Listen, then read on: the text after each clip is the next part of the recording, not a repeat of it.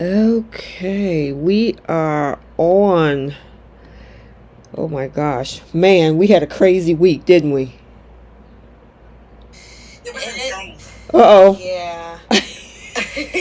Everybody's trying to jump into it. Oh my God. Hi, honey, smile. Hi, Trish. Oh my. This was such a fun week, so. Oh. Especially the end of this week. Yeah. Yes. And I know everybody is waiting to dive into Bold. But you know we got to get through The Young and the Restless first. Patience is a virtue. Right. You silly. Okay, so let me do a formal introduction. Welcome you guys to CBS Soap Dish Recap, where we got Trish, Bree, and myself, T, are going to recap both The Young and the Restless and The Bold and the Beautiful for the week of July 10th through July 14th. We start with The Young and the Restless first, and then we go with The Bold and the Beautiful, and then we do our Flip the Script segment, which is if there's a particular scene or storyline that we wish we could change. This is where we flip the script, and I know everybody got some flips for Bold this week. And it's probably all the same scene. And then we have who's taking a seat this week, and I can guarantee you we probably got some of the same people taking a seat too. So without further ado, Keisha is on her way to the Beyonce concert this weekend. Yep. That's right. How fun. Oh my God, have fun, Keisha. Yeah, yes, please have fun. Yeah, she's supposed to pop into the chat in and out because the concert is not exactly today, but I think she's going to be traveling. So, yeah. Gotcha. Yeah. So have fun. Enjoy yourself, Keisha. But we've been talking during the week. She knew that she wasn't going to be on this call. So we've been on the, we've been in the mess. We've been talking about just about every day because she was like, oh, I hate I'm going to miss this chat. And I'm like, well, we might as well chop it up right now. All right. Okay, so let me go ahead and do this summary for The Young and the Restless. And starting from the 10th. Okay, so Audra asked Kyle if he want to try a new position. Sally wants Nick to leave as she thinks about Adam, and Jack rages about Tucker and Ashley's new company. Phyllis prepares to turn herself in as Tucker works at an unexpected angle. Summer catches Kyle and Audra flirting. Sharon proposes a merger, and Jack holds a family meeting behind Ashley's back. Let's see. Sally tells Nick her feelings for Adam has changed, and Chelsea accepts the position at Marquette. Tucker begs for Ashley love as Jack and Nikki talk war plans. And Phyllis turns herself in as she strikes a deal with Tucker and gets a new attorney. Where do you want to start, you guys? Oh, goodness. Yeah, we had a lot of moving parts. I guess we can get Kyle and Audra, these two people, out the way. Right? I was so sick of them on my TV screen. What, man, that guy's got some nerve. It's the hypocrisy of it all. Yep. And my thing about it is, I understand you're upset with your wife. I do get that. But she committed the same crimes for your mother. Well, and she wasn't sleeping with anyone. Well, I was going to say, and the first thing that you decide to do is go and get it on with somebody that's not your wife. What is wrong with you? That's how you got a married woman pregnant. I'm just saying. It's got a history. It's not good. Well, I mean, that's exactly what he said in bed. He was like, it reminds me of being back in New York or something he said, remember? Yep. So, obviously, I mean, it's just messy all around. It's messy. Go ahead, Bree. it's messy, and this more so kind of disgusted by Audra, because the men are going to be pretty much the same on the show. It's just, they just he kind of just happens to be in the seat this week. But Audra, this is now the third or fourth unavailable man that you're trying to pursue. It's pretty skeezy. Skeezy and open, wide open. Apparently it takes just a drink just to get you. But anyway. And I don't even think the drink was necessary. The drink she was already in the hotel. She can go right up to her room, and it just took a dance, a conversation, and then he's been back in her bed, back and forth, lollygagging, is happy, like, I don't need to work for Jabot. I want to work over with Audra, as if she really has strings to pull. And what kills me is Kyle and Audra keep forgetting Summer is a Newman.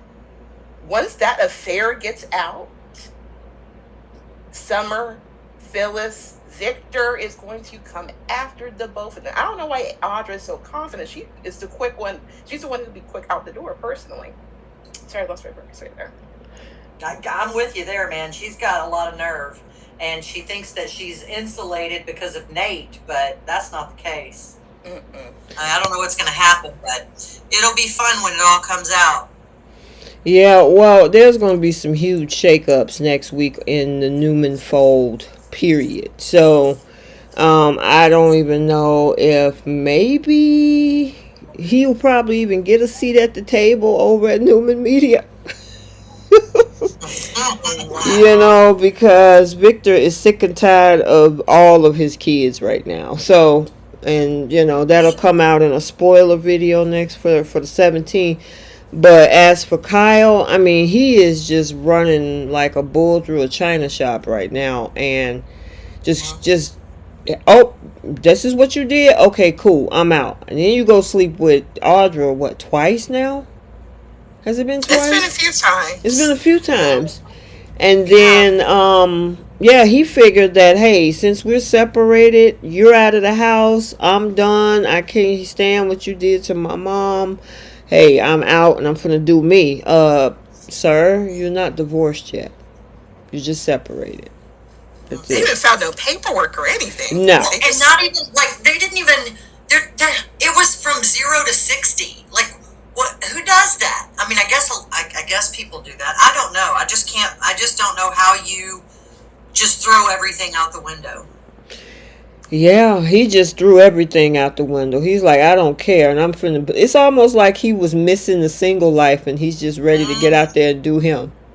Took advantage of it, yeah. Yep. What did you guys think about him? About Jack having Kyle leave Marchetti? Of course, I was glad. That made sense to me. I mean, if anything, Kyle could have went back to Jabot. They could have gave him any of the interchangeable work positions they have there, but I think that was too big.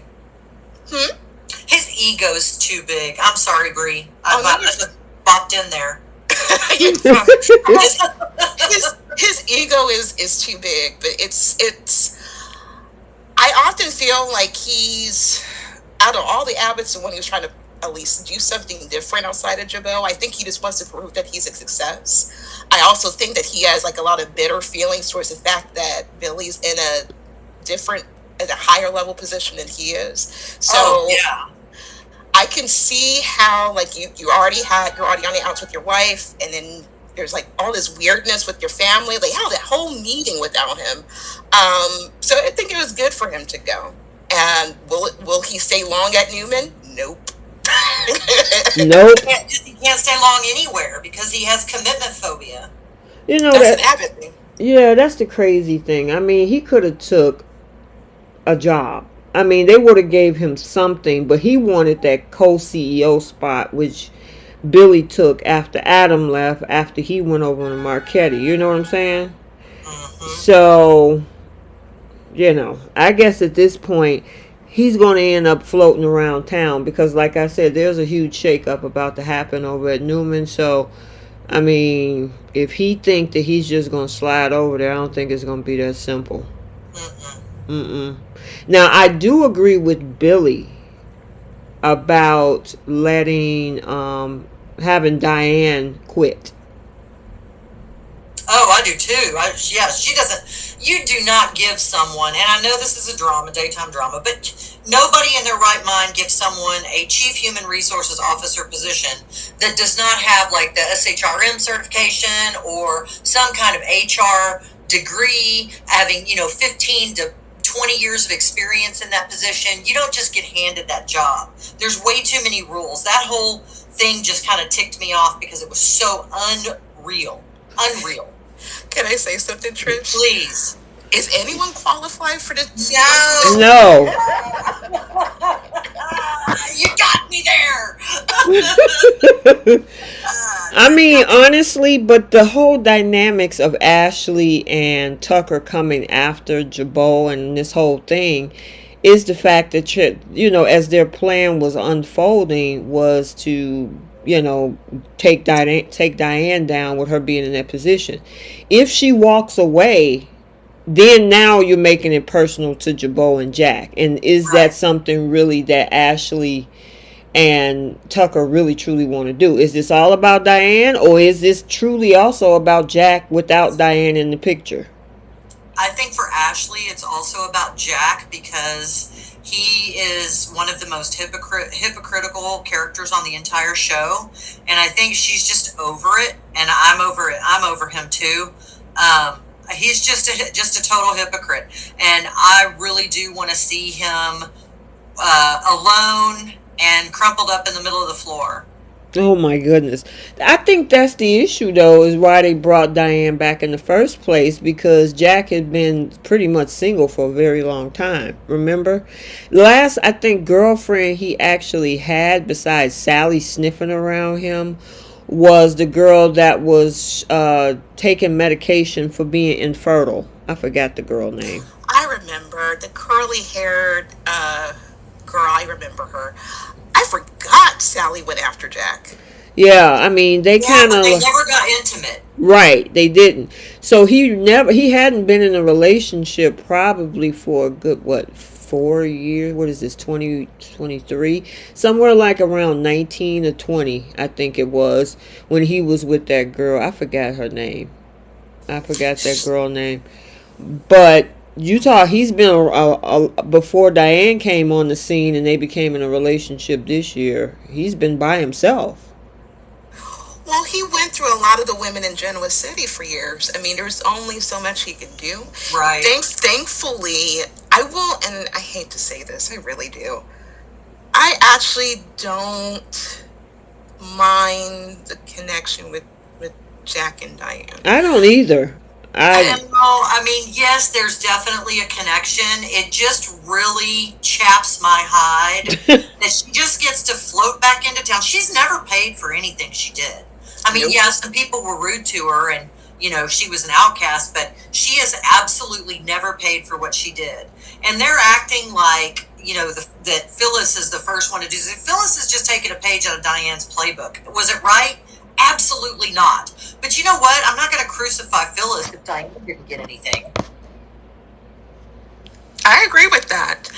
And that's one thing I wish Kyle would see, is that there's a reason why there's certain people who will always be angry at your mom. Yeah, and Phyllis is at the top of that list. Your mom could have took her whole life away by throwing her in jail. And thankfully, she didn't have to do all that. But your mom did not come back until decades later. Exactly. Be grateful that at least you found out Phyllis was alive and your mom wasn't rotting in jail. But, I do not like how this hypocrisy with Kyle. It's genetic, obviously, between all the Abbotts. Can you break down this hypocrisy that you guys are talking about? Where they can do no wrong. Mm-hmm. Everybody is wrong except for them. Well, I guess it's a Newman trait. It's a Genoa City trait, really. Yeah, pretty much. I think it might just be a human trait. There's so many people that it's do as I say, not as I do. Mm-hmm. And that, I think, is exactly what Jack's problem is it's do as I say, not as I do. He does not understand that exactly how he feels about Tucker is the same that Ashley feels about Diane, and she has a right to. He does not own up to, the things that he's done. He just skips right over it and keeps going, as if, shit's fine. It was me that did it. You're just supposed to get over it and be okay with it. But anytime someone else does anything that's, slightly off kilter, he's the first one to go in and charge him. He's full of it. Gotcha. I mean, my thing is, I think they both sets of these couples need to go to their separate corners. You got your man, you got your woman, and just shut up about it. I mean, if you're going to work over at, what is it, My Ashley, or whatever the name of that company is they created. Simply Ashley. Simply Ashley. There ain't nothing simple about Ashley. Exactly. But as I was saying, the thing is, you go in your corner, work at your company, you go in your corner and work at have some competing businesses, but this whole thing about going after each other's fiancés, it's ridiculous. Y'all both in the same boat. You with a crooked, right, in the same house. You with a crooked dude, and you with a crooked female. And, and it's like, we lost Trish. She'll probably just click the link and pop back in. Yeah, I mean, he got a crooked person in Diane. Ashley got a crooked person in Tucker. And it's just like, okay, so why are y'all pointing fingers at the other? and the sad part about this, they're making Billy look smart out of all of them. How is Billy the voice of reason over Tracy? I was so surprised by that. But how is it everyone's rich in that household? They have no problem arguing and fighting and being each other's faces, but can't work together, can't have a meal together, nothing like that. If that's the case, then why don't you get your own house? Exactly. You guys are rich enough. Billy is this calm, rational, give advice, voice of reason. I'm like, they're trying to reinvent the Billy character. I'm surprised Victoria hasn't gone after that one. That Billy. Yeah, you would think, but she liked bad boy Billy. She liked the fun that they had, and I think it was Jamaica that they went to, right? Yeah, I remember it was Jamaica. She can't handle rum, which I'm surprised anyone can't handle rum. But, but I was kind of laughing at some of these episodes. I'm like, Billy is saying this? I almost had to turn the corner. I was like, Billy is saying this. Yeah, Billy said it. Yes, Billy did. Oh, by the way, Trish said that she was having a couple technical issues, so she said she'll be right back. Okay, no worries. We'll see you in a few, Trish. Yep, we'll hold it down until she get back in here. But yeah, I honestly agree. I so agree with Billy. Diane, take a step back. Even if it's temporary, take a step back, let the dust settle. And see, she kind of contradicted herself, right? Because she said, I'll do anything for Jack and to help save Jabot and all this kind of stuff. Billy was like, okay, resign. And then she started fussing about the fact that why should I resign? Blah, blah, blah, blah, blah. That means Ashley is going to win. It's not, I thought it was about the company and about Jack. I agree with that, but what Ashley and Tucker already left though. So no matter what position they would have gave Diane, even if she was held the janitor, it wouldn't have held any weight because Ashley still had her intentions and what she wanted to do, whether Diane was going to have a position there or not. I think she probably already kind of figured that was what was going to happen because she was able to get that business up and running pretty quickly. So I think this was always set in motion for her. I don't think it really mattered whether Diane stays at the company or not because Jack's not. It would take for Jack to leave her, for Diane to leave the fold, and that's just not going to happen anytime soon. So I think maybe this is a brotherly, sisterly thing where instead of physically fighting, they're just going to fight with money and in their business. Such rich people problems. Yeah. Exactly. I'm just I'm curious to see what the end game is going to be. Now Jenna is in the comment section. She said we're missing all of the red flags that Diane is dropping. Yeah, she said we missed it at the dinner when she was already trying to ride Jack about Ashley and the damage control. What do you think about that? There she is. Hey, Trish. Hey, Trish. Guys, I have no idea what happened. My whole computer system, the printer, everything just went away. It just stopped. So I had to reboot everything, turn the power strip off, turn it on again. So thank you. Sorry about that. Oh, no problem. Good. Stuff happens, girl. Okay, well. What did I miss? Now I've got FOMO. Go ahead. Bree, catch her up, Bree. We were talking about the stupidity of the Abbotts and how they made Billy look like the genius of that whole group. And we were also talking about Diane's position at Jabot and whether or not she should leave. And then Jenna posted a comment regarding some red flags that we missed with Diane when she had a dinner with Jack. It's in the comments. And I would say there's going to be a million red flags that Jack is going to overmiss because he's just so happy to have a heartbeat next to him. Right. I think it would have to, I don't think the red flags are going to do it for Jack. I think she would have to like steal a kidney or like harm his kid. Like something dramatic would have to happen for Jack to leave her. Any little thing that she's doing now wouldn't matter, at least in my opinion. I think you're right. Let me ask you guys this. I know they keep attacking, trying to come after Jack and trying to take the company or go after Diane directly. Don't you guys think the whole catalyst in all of this is Kyle? Because her thing, when she originally came back, I know Jack was one of those things, but the main person is Kyle. Do you think if Kyle was to completely turn her back on him, she'll walk away? No, I don't think she'll walk away from anything. She's finally getting exactly what she wants. Exactly. Okay. And she got a rich man again, and it's not like she was in Kyle's life for most of his childhood to begin with, or his adult life. I mean, she only just popped up for like a year, so if she were to like disappear and not speak to him again, I don't think it would faze her too much, to be honest. Well, okay. Alrighty then. So let's kind of switch it over to, we were talking about Kyle and Audra a little bit. So this past week we saw Summer catch them in, I guess, this little they wasn't doing anything, they was flirting in a way. But he played it off saying it was about this job offer, which we also kind of talked about as well. I just hope that eventually he just tell that girl the truth. Since you talking about secrets, that's a secret. Right. Yep. You didn't want her keeping secrets about, her mom being still alive and all of this. Okay, well, you need to come clean too about the fact that you've been doing something else. It shouldn't matter, right? You're done with her, right? So go ahead and spill the beans.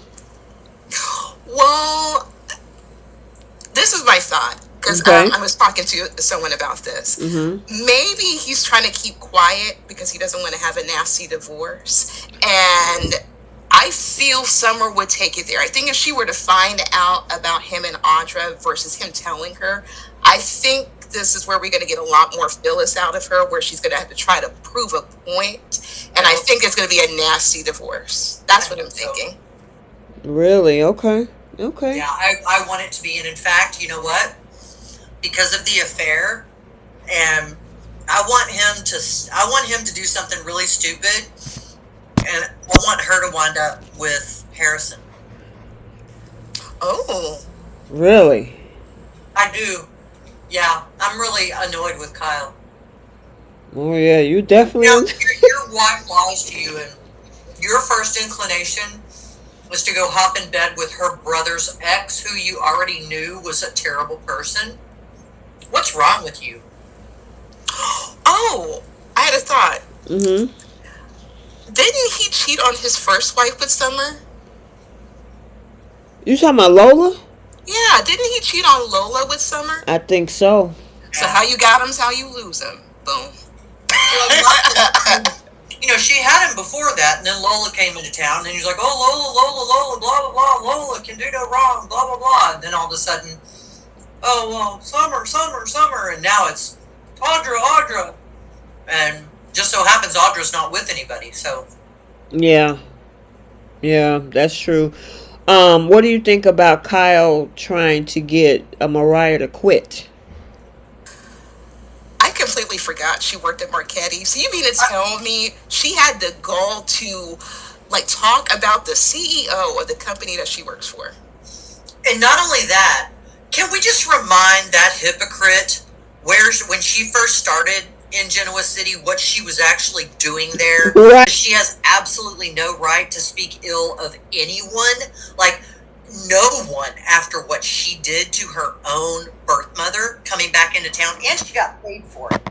Mariah is not she just, every time she comes on screen, Summer never did anything to Mariah. If someone can tell me what Summer ever did to Mariah for Mariah to be such a jerk to her from the very first time they met, I would love to know, because I don't think Summer ever did anything to Mariah. Mariah was just jealous. I agree with that. I think it's an insecurity thing, because Mariah felt the same way about Summer when it came to Abby. Because I remember Mariah and Abby were going at it for a little while too. Well, I think Abby slept with Summer's husband. Yeah. These people have treated some. It's no wonder that Summer ran away and came back not a great person. Well, it's the genetics, but well, there's that. Yeah, that whole thing. Summer did her some dirt too. They all have stuff. But like Bree said, how you got them is how you lose them. It's always. It's a sad fact. It is, and I don't know. I have not liked this whole thing. Yeah, she covered up for Diane and Jack and all that stuff with Jeremy Stark and stealing the jury, but Victor and Nikki, they just like, okay, fine, I got my jury back, forget about it. That still ticks me off. Where's the justice? And now everybody wants to crucify Phyllis. It's like, you didn't pay for what you did. Why should she have to pay? Well, I guess it depends on whether or not they want to hold the account. They didn't want to. They let it go, so they kind of swept it up under the rug with Diane and moved on. Whereas they don't want to let it go when it comes to Phyllis. Selective crucifixion. Very true. She said selective crucifixion. That was perfect. I know, right? That's exactly what that was. Is that too much? I never can tell. No, that was perfect. That's exactly what that was. Oh my God. Trish is officially back. Hey! Oh, what were you about to say, Bree? I was going to say, it is very shocking, especially for Victor, as any little thing that attacks him or attacks his family, you would think Victor would go after them. Mm-hmm. So maybe it's an age thing, or maybe he's like, you know what, I've gone to war with these different families for years, and I'm going to slow it down and just terrorize my kids and just call it a day. So it did annoy me, because it made no sense to have that whole storyline arc for Jack to commit the crime for the woman he loves, and all of that. It makes no sense, the fact that they got no justice. But yeah. So wait a minute, are you the sound effects lady too? I've got some sound effects. Some of them are pretty good. Some of them aren't good at all, but I still do them anyway. Well, hey, throw them out there when you feel. I have no problem with that. Somebody wah. What's that one in the cartoons where it's like going down the drain and it goes? Exactly. That's how I feel about Jack and Diane. Oh my God. What's the handle? I mean, I gotta say, the two of them have chemistry. It's just so They messed do. up. They It's do, but it is so messed up because she never had to pay for anything. Ooh, Oh, we were mad, Trish. oh yeah. Wait a it minute. hurts me. It Bree, hurts Bree, me. It's so Bree. fun to be mad at not real people. Listen, this co-host right here, Trish, who has been on this show for well over a year now, has always not liked Diane. I love to hate Diane Jenkins. And the thing is, she's a beautiful woman, Oh and gosh. beautiful. And the thing is, she's a talented actress. Oh yeah. To the point where we hate her character do. so much. We Yeah. do. It's because we love her. Because Susan Walters is amazing and so fit. And oh my gosh, she's really a great actress. And I'm thrilled she's on Wyatt and R. And I don't want her to leave the show. I just want to see her play. You just want to see her pay. Yeah. Well, wait a minute. I think you running a race against Jenna, because Jenna is another one that cannot stand Diane. Go Jenna. Go Jenna. Jenna Corsentino, every chat she talks about Diane, and she Yeah, tell us that definitely. we're missing all of the points about Diane. We're missing everything. I'm not missing them. I'm right there with you, Jenna.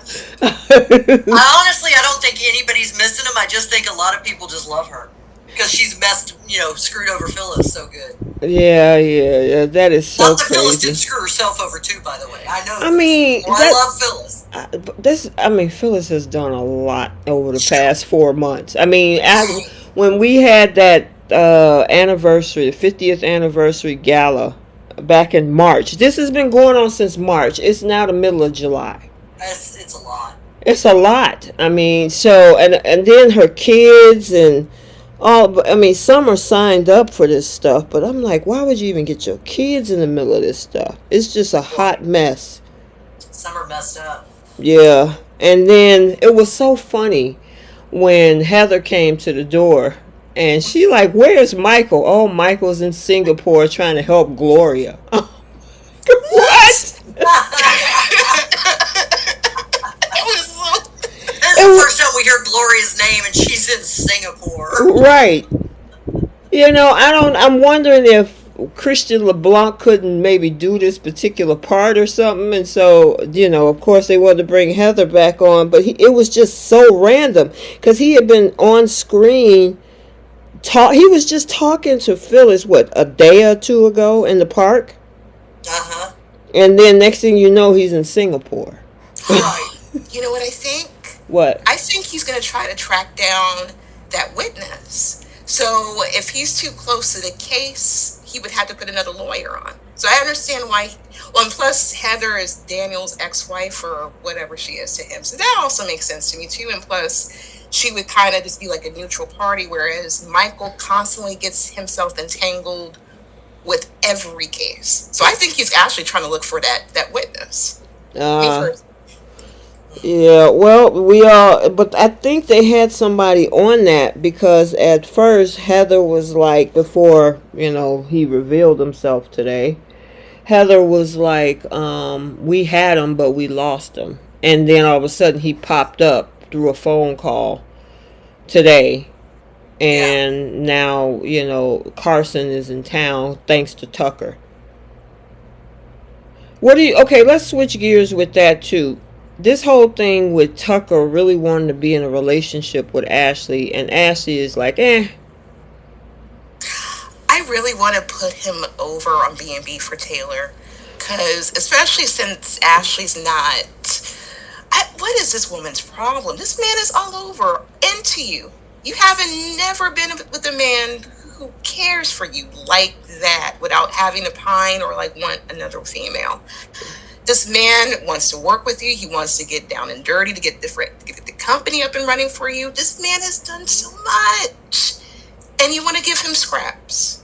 Give him sex every now and again, but give him scraps. And he's too good of an actor. I love the character. I just would like for him to see him with someone else at this point. what do you think, Trish? I don't know. I do think that she loves him. I think that she is scared to fully let herself go with that whole emotion. But I think what's happening is her hatred for Diane is superseding everything, just like it was for Phyllis. And I think even though Ashley, is saying she doesn't want to be so obsessed, but she is. She's totally obsessed, and Diane's living rent-free in her head. And I don't like that, because I really wanted Ashley to be strong for once and, come out on top as a real victor and not a victim. You know what I'm saying? Mm-hmm. Because she's been a victim so many times on this show. Yeah. She gives as good as she gets on the show. She's done some things, and it's just unfortunate, because what would she have to be afraid of at this point? I mean, she's had a lot of horrible relationship scenarios come her way, and she's overcome them. She should be, able to spot out, but I mean, I guess all the women on the show are kind of blind, but I was really hoping for them, to get married, and I love their chemistry. But the way the character is acting towards Tucker makes me dislike them together now. I hope they work it out. We'll see what happens. But I get it. I love that character. I mean, he is so funny. His timing is impeccable, and he owns the room every time he's in a scene. Yeah, Trevor St. John. St. John does an excellent job at playing this version of Tucker McCall. And I mean, he is trying to lay it on thick with the flowers and dates, and I'll do whatever you want. I'm going to find this guy for you, and how about you start your own company? I'll help you do it. And she's just like, stop, nope. Now, somebody in the comment section is that she still don't really trust him. But you're still working with him, though. What'd you say? That's what doesn't make any sense. Yeah, right. But what does? I mean, I don't know of anything that's actually made sense on this show in a while. Yeah, I don't. Well, we got down to one writer. I mean, Right. Yeah. But it's just so crazy that the chemistry between them two, when they make jokes with each other, when he was talking about let's go and hang out in the hot tub naked and stuff like that, and then she was talking about flattery will get you everywhere.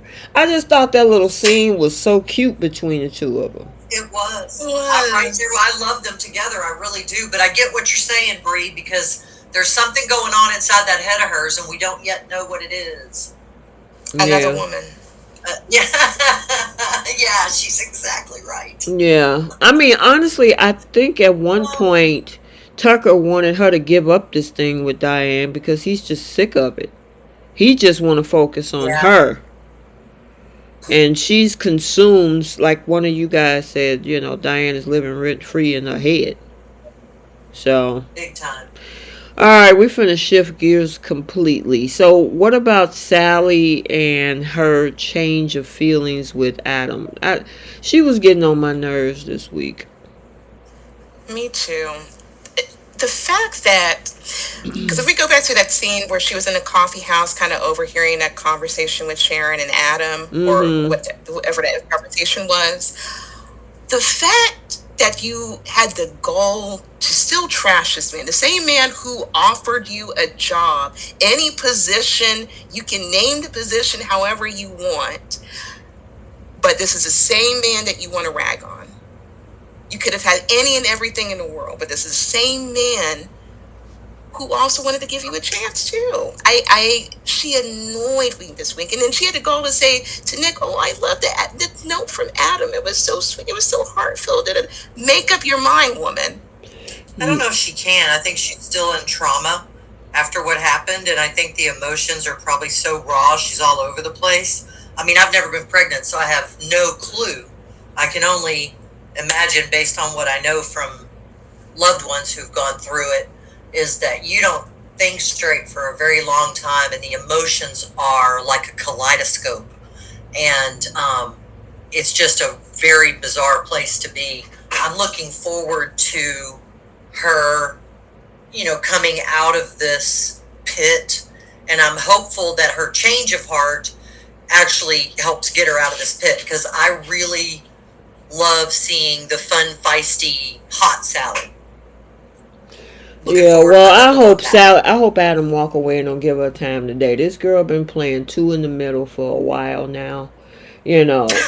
I'm sorry. I get it, you know. And for those who experience trauma outside in the real world, I totally understand that. Things like that, postpartum, all those things are definitely real. So I'm not downplaying that. However, in soap world, you're not lying. She has been that, exactly what you said. She's been playing two in the middle. I mean, and then when Nicholas was like, I really feel for my brother, and I just really think he needs somebody in his corner. She was like, oh, you really do like your brother? Why wouldn't he? His daughter got a whole organ in her body because of him. And Nicholas is sitting in front of you because Adam saved him in that whole crashed house in Kansas of that tornado.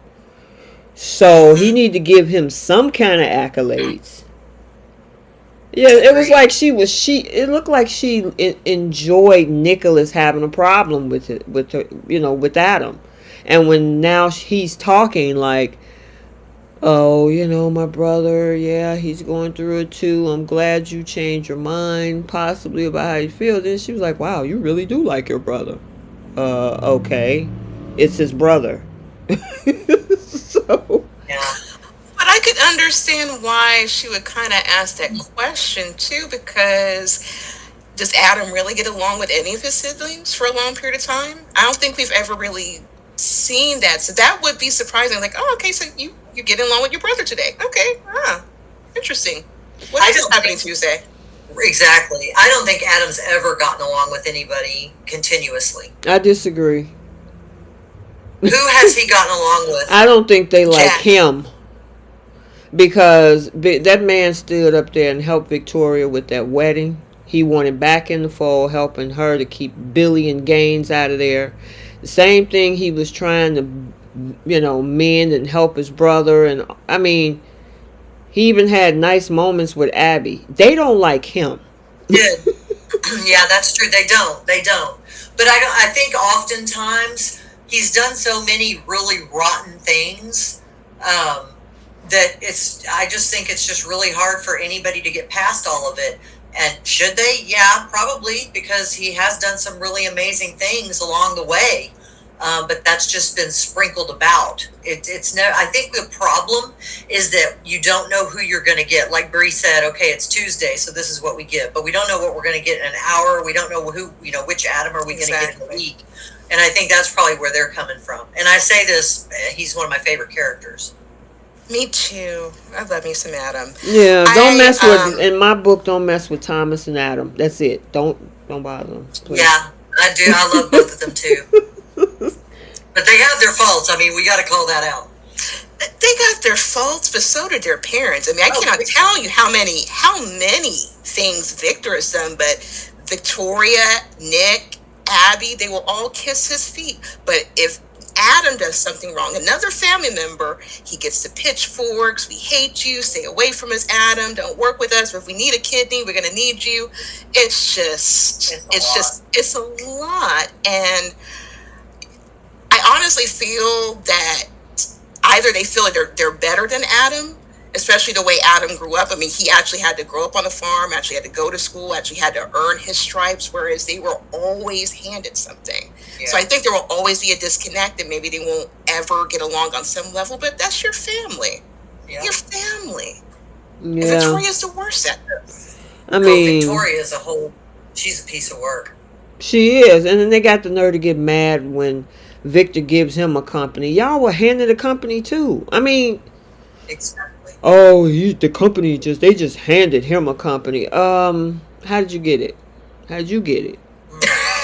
Right. So, I mean, seriously. Right. So it's like y'all can miss me. I'm sorry. I mean, I haven't seen Victoria give up any bodily organs, neither has Nick. I haven't seen anybody put their life on the line for Adam. Adam has done that for most of his siblings. What'd you say? Yeah. Only Chance. Only Chance. Exactly. I think Adam took a bullet for Chance. And Chance took a bullet for Adam, too, at one point, didn't he? Right. You know what I'm saying? I mean, go ahead. I thought he did. What'd you say? I was just trying to remember. Didn't he? I thought Chance did as well. I thought it was like they each at one point took a bullet for the other. Yeah, they did. They did. They did. Yeah, they did. You know, so I mean, to me, Adam has done. I mean, yes, has he done some crazy things? You know, the whole thing. I could see why Ashley might be still pissed off with him because of the whole baby situation. Yeah. You know, and then the other thing with the changing of the medications for Victor, yeah, that was bad, right? Well, and he was going to blow up the building, remember? Yeah, he was pissed. He was pissed. That was crazy.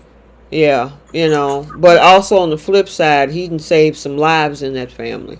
Faith would have been dead 2 or 3 times because that's right. She was in a couple of accidents and he helped her to the hospital. It was the tornado as a baby, right? The wreck, and then the kidney. Exactly. Yep. Exactly. So you know, if I was Adam, which I'm not going to spoil anything, I'll be just like, you know what, I'm gonna do something different. Yeah. I hope he does. At this point, I think Nick is probably the only somewhat slightly support system that he has, because the only one who actually cared, besides like maybe Victor and Nick, who actually tried to reach out to Adam after he lost the baby. Neither of his sisters. None of them gave him a phone call. Nope. Reach out to him. None of them give him a hug. Nothing. But you see, Victoria's on her high horse, worried about trying to get into any and every position and trying to get Nate into a position at Newman. Then you have Abby, who is happy to be back in her big mansion because, once again, that's all money is what really, that's near and dear to her heart. But you have a whole brother who's getting no love, no support, nothing. But once you rag on him, and I'm so sick of people ragging on Adam, it's getting old and tired, personally. Mm-hmm. I totally agree with you on that. I'm just so over it, and I gotta give Adam a slap on the hand. How many times you gonna go and work for your father? You got the business know-how and probably some cash stashed somewhere to start your own business. Then you can call whatever shots you want to call. What do y'all think about Sharon telling him she wants him to merge? Absolutely love it. I thought so too. I think that's going to happen. I hope that happens. And then he can really compete with his sibling. I think evil Adam makes the best business decisions. And it's usually a good payoff where he sees his siblings or his dad just like face crack, fall on the floor, everything. Like, we got to stop Adam. We got to stop Adam. I want him to run with that torch, especially since no one gives a crap. And I want to say something to Simone Francis in the comments about Abby stillbirth. I had thought about that too. I was really upset that she didn't even once reach out to Adam, especially after that. Exactly. Yeah. They don't care about that man. They only care about when he can give them something.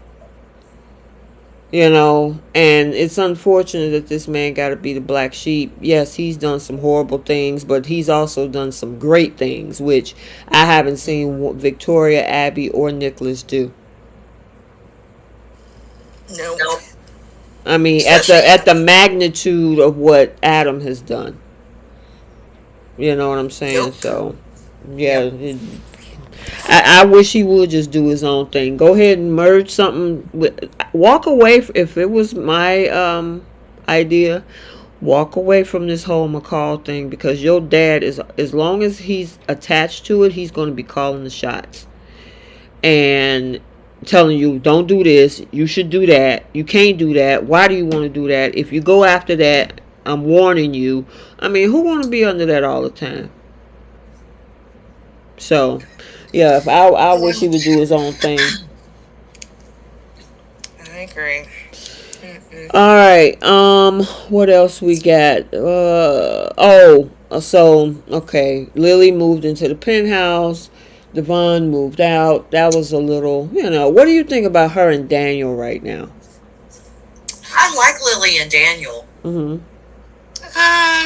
I just think that ship has sailed.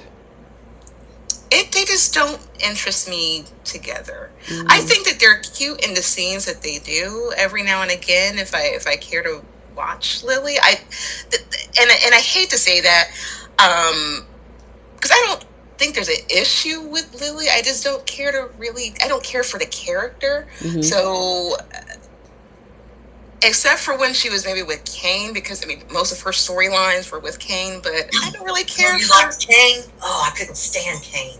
Kane was sexy. I'm sorry. Oh my gosh. You are so funny. It was the smile. It was, I don't know why, but I love me some Kane. But I'm not really invested in Lily like that. Like, oh, she got an apartment. Oh, they expanded the company. Oh, she's still with Daniel. Okay, fast forward. That's usually how it is with her scenes, and I hate to say that. Jasmine Williams said Dilly is a snooze fest. Lily has always annoyed her. I would say she annoys me. I just don't care for her at all. Like, no emotion. None. Yeah, I just think, I don't know if maybe they just don't have the right materials for her to work on. They tried to do that whole big last storyline with her and Devon and the company and going public, and yeah, it was okay. It was something. It was something. But I thought it was more of a shining storyline for Nate to become the bad guy than it was for Lily to be something. I agree with that. Yeah, that's true. To position Nate. Right. I agree with that. I totally agree. And we all wanted Nate to get a bigger storyline, and now he has this storyline. I'm like, oh, you're making me sick, dude. And the thing they did with Nate, they've never done with Lily's character, where they put her into like the Newman fold or like the Abbott fold. She's always kind of been, I don't want to say like an outside. I don't want to say an outside, because she's had a great storyline. She's a cancer storyline and all that. Right. So I don't want to take that away from her. But she's never mixed into anything Newman, Abbott. She was a spokesmodel for Abbott, remember? Well, she was a spokesmodel. But she was never, how they usually involve like these characters together, like in some sort of romance. Like if she was with Kyle or something, then she's part of that fold. There's going to be more storylines. If she was in Summer's position, there would be more interest with her. But there's nothing that draws to Lily. If she were to go away for like 6 months, I don't think I would have noticed. Wow. Yeah. It's the same thing with Elena, and of course we haven't seen her in a while. But I want Elena to come back, and I want a spark there. Come on, man. Let's do it. Yeah, the thing is, they got to give us something good to chew on for a storyline, right? That's going to bring some life to the character. And with Lily, after they came off of, reconciling the family and the dedication to Neil, it's been pretty slow for Lily right now. Now, I do know that Christelle Khalil is now pregnant. I think she's probably like maybe 5 or 6 months. Yes. Saw her bump on the show. They were trying to cover it so bad. Yeah, her and Steffi, her and Jacqueline are both with these big purses trying to hide the pregnant bellies. It's too cute. They're trying to hide them. And then, obviously she was drinking wine with Nate today, and I'm like, yeah, that's Kool-Aid or some grape juice, because I know she's not drinking while she's pregnant. But there's nothing too much really there. I'm trying to think if there was something. Chelsea and the Marchetti job, she got that. Do you think Phyllis turning herself in? Do you think that she should have got the okay from Connor? That was, I guess maybe she wanted to let him know that, this is going to be something that's going to be time consuming. Would this be okay with you, or would you like for your mommy to be home? I do kind of respect that. But at the same time, there's plenty of adults who work and have to put their kids in daycare. There's I don't stuff. have kids. I was like, what's she doing? You got to ask your kids to take a job? That's what I was looking I at. have no clue. Yeah, I mean, so what if Connor would have said no, don't take this job? Would you would have said, okay, I'm not going to take the job? I don't know about. I mean, she can afford to do that. Let me say that. Right, that's true. So I think that she can afford to do that and ask that question. And I think 2 weeks ago or something, they had touched on Connor's mental. He's having little outbursts, or he's kind of going through adolescence or that teenage hinks or whatever it is. Mm-hmm. So I can see why she, especially given what she was about to do to herself, Mm-hmm. I can imagine, her being on guard and want to make sure, her son is okay, because when you go to work, that is time consuming. But at the same time, girl, you can work. He can have a hobby. He can go to school. The boy can play video games. He'd be okay. Just go to work. Right. Exactly. Yeah, so let's see. And then we saw her, we kind of talked about Cricket arresting Phyllis. And that was to be expected because she turned herself in finally. And go ahead. You know what cracked me up about that scene was that Christine felt like she could personally shame Phyllis.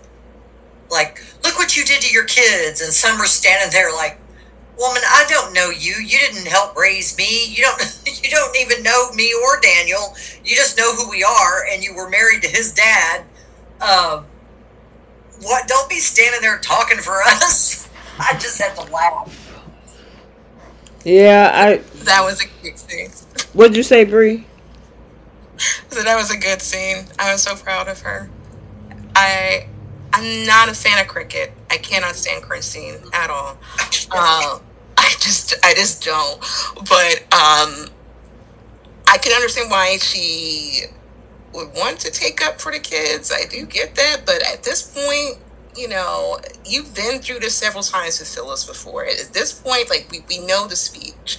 There's just no point to, drive it home and try to shame her. I mean, she's going to jail, and couldn't be anything more shameful. Yep. That is true. I think, did we cover everything for Young? I can't think of it. I think so. So. Did we talk about that horrible Party City wig that Phyllis was wearing in the park with Michael? Oh, Lord.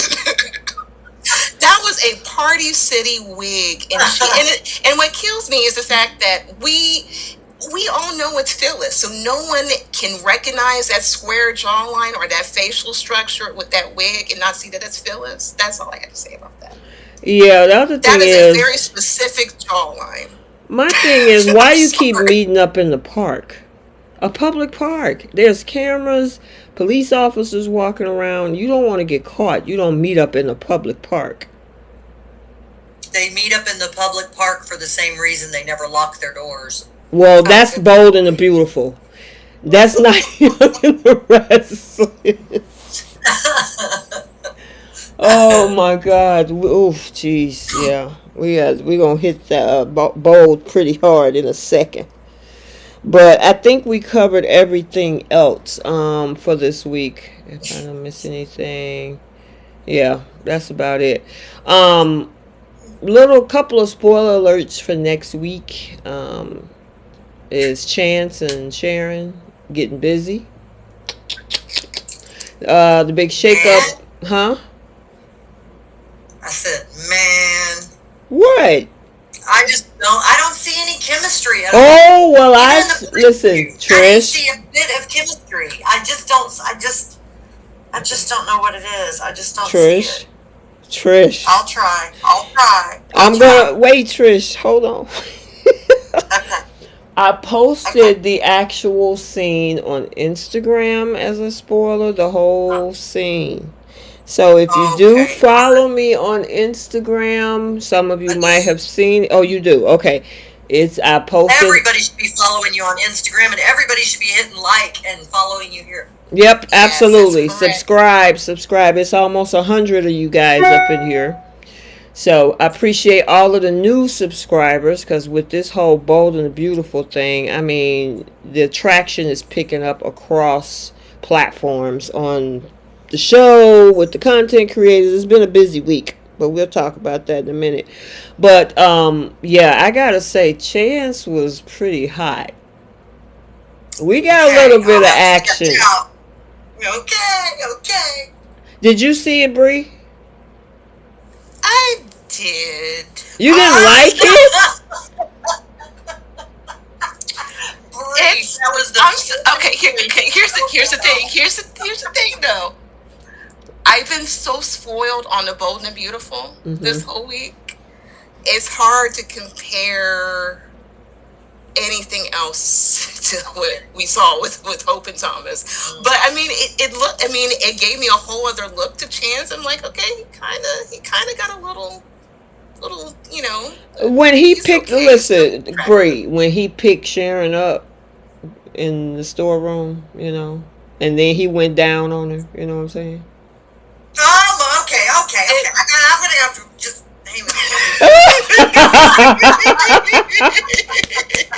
I'm sitting up now. See, that's what I was hoping Thomas would have done if they made it look like he was, you know, going downtown a little bit. You know, we didn't kind of get that, but we got that with Chance. So. I mean, it's like I said, it wasn't bad. Like I said, I just been spoiled, but it was actually pretty decent. It was not bad. It gave me a different look to him. I'm like, okay, he's actually kind of attractive. Girl, wait a minute. Then they had that one little, you know how Superman had the little curl that came down his face? Or that little piece of hair. Well, they gave the same kind of, yeah, you know that one little piece of hair that just hangs down the front just a little bit. Well, you know, Chance had a little bit of that, and then, you know, of course, they ripped it. Okay, now, y'all go over there if y'all don't want to see it too, because it was on Monday's episode. Y'all need to watch it. Please watch it. So, if you follow me on Instagram, it's already posted there about 3 hours, 2-3 hours ago. If you don't want to watch it, then you can watch it live. It's on Monday's episode. So, and there's some folks in the chat that's talking about it was pretty hot. Yeah, and I agree with you, Bree. After having 4.5 days of watching Hope and Thomas, you kind of like, who's good? They set the bar so high. So to see other scenes from other people come after that, it's going to be tough for a while.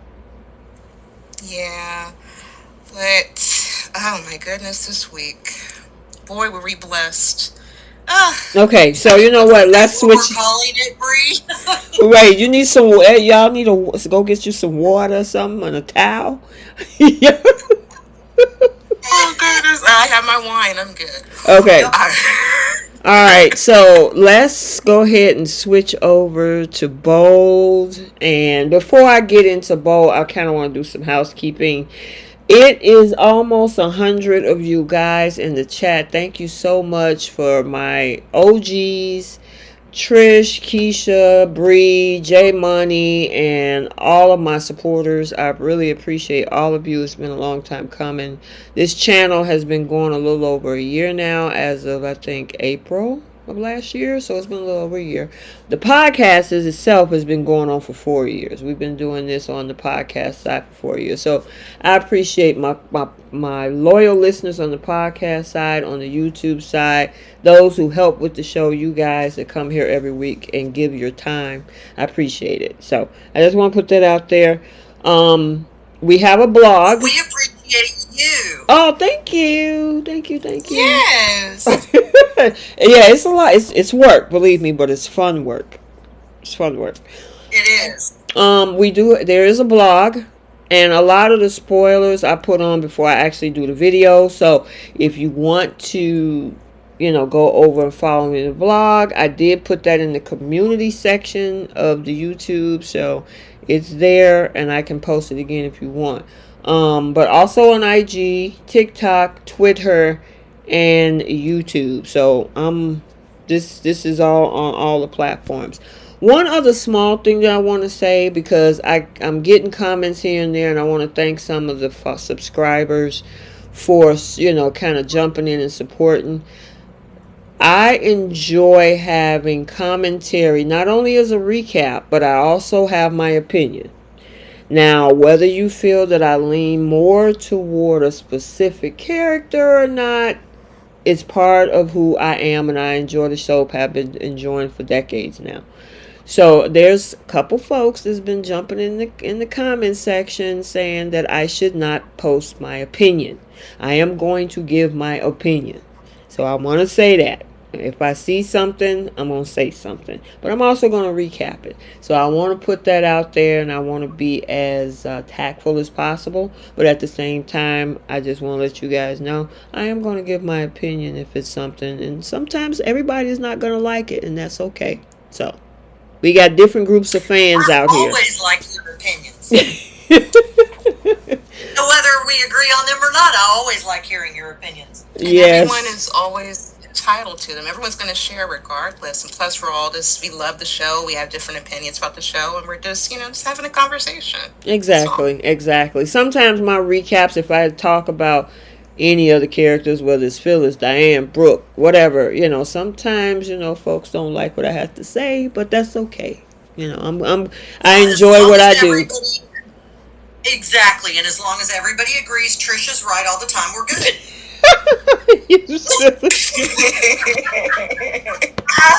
You are hilarious.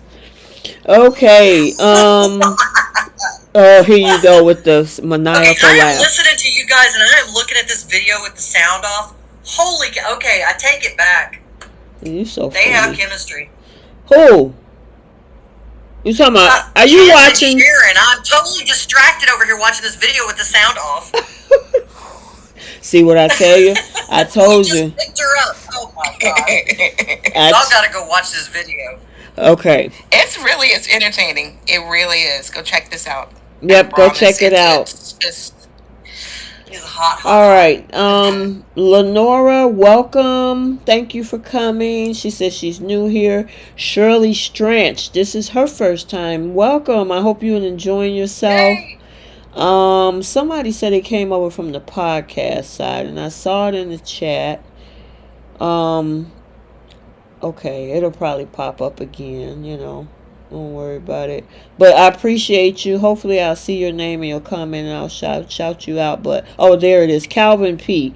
Discovered y'all on the podcast side. So yeah, there's some folks that listen to us on the podcast for the last 4 years and say, hey, I want to get in the chat on the YouTube side. So I appreciate you. Thank you so much. All right. Y'all ready for bold? Let's do it. She said, let's do it. Okay, so this little summary is going to be short, sweet, and to the point, okay? Because it was not a lot. We had Sheila and Deacon reminiscing. We had 4.5 days of Hope and Thomas in bed. We had Liam and Purple Suit Wyatt whining all week with R.J. with his Zoom shirt on. And then, of course, we had Taylor pop in making googly eyes at Ridge. And then, of course, Brooke coming over there walking in people's houses because the door wasn't locked and confronting Hope and Thomas in bed. How about that? Was that a pretty good summary? Mm-hmm. Yeah. That summed it up, huh? Okay, we're going to save Thomas and Hope for last. Let's just go ahead and get Deacon and Sheila out the way. I'm sure, and you got to make your bank, so they have to do the minutes. And I was like, man, I thought we were rid of having to see her on the screen for a while, but dadgummit, there she is again. It's like a bad penny. She keeps turning up. Yeah, well, I think they just had to drop a little snippet in there because her trial is coming up in the week of the 17th. And from what I understand, there should be a shocking decision on the what is today? Today is the 14th, the 21st. So I think that's why they might have dropped it in there, but it was kind of awkward because the whole week was surrounding this whole drama with Hope, Liam, and Thomas. You know what I'm saying? And then they throw the wet blanket in the middle of all that heat. Right. It was annoying. Like, I mean, really and truly, that was like having people at a rave and throwing on some 1980s slow dance song from a high school dance in the middle of it.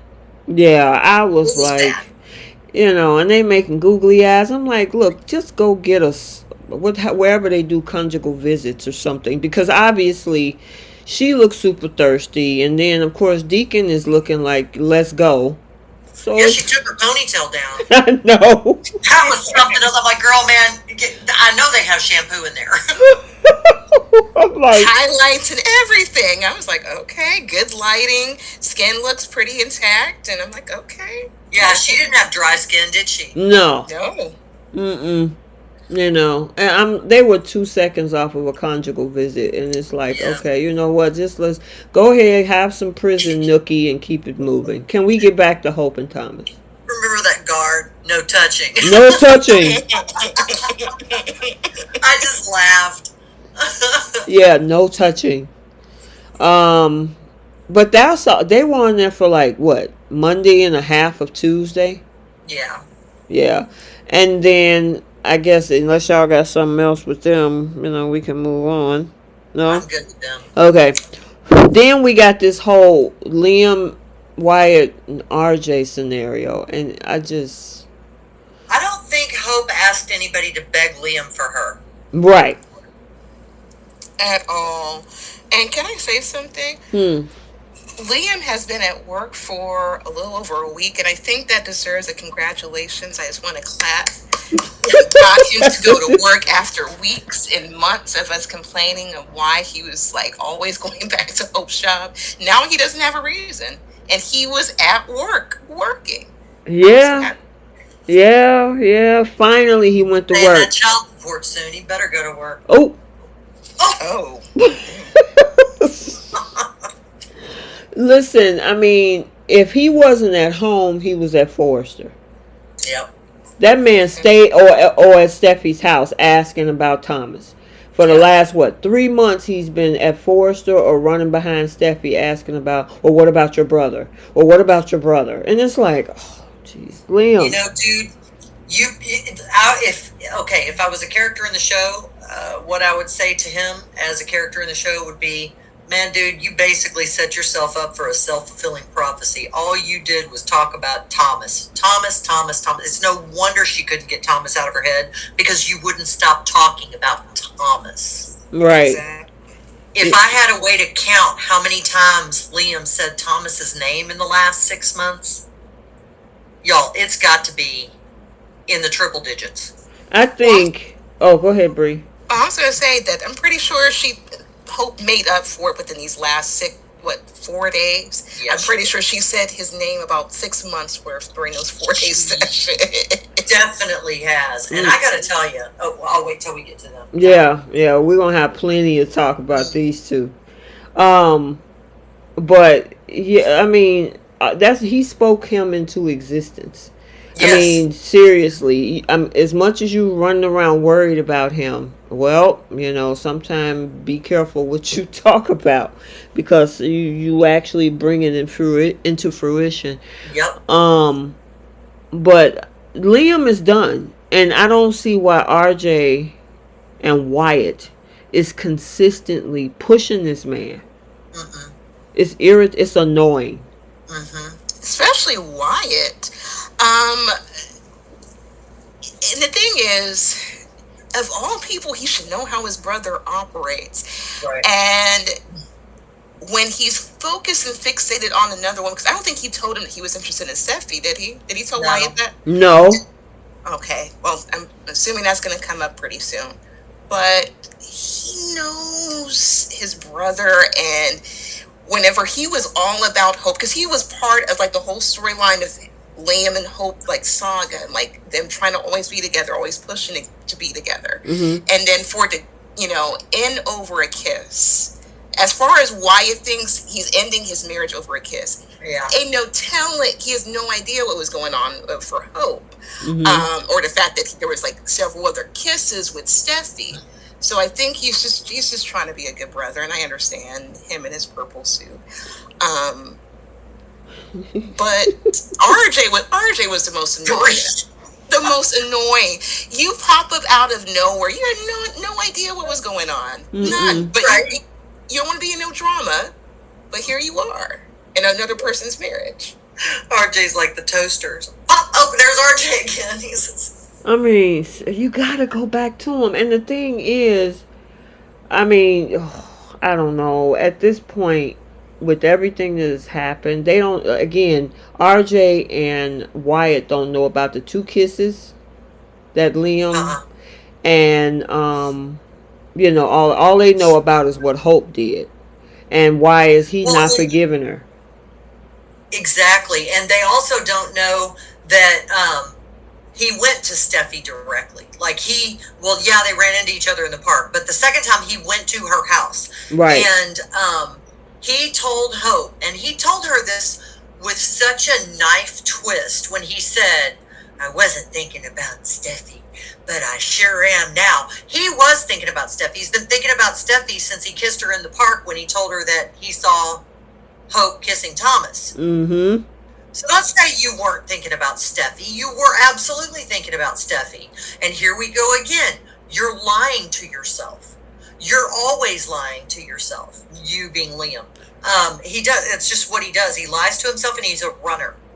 Yeah, but my thing is, you turn around and you immediately go to Steffy as if, and the girl is different. She being single, right? This girl got a whole husband. You don't even care about Finn. You don't even respect Finn at this point. No, and you're supposed to be his friend. He's the one that encouraged you to go to your wife, and this is how you repay him. Exactly. And who was that? Jenna says like a reflex action.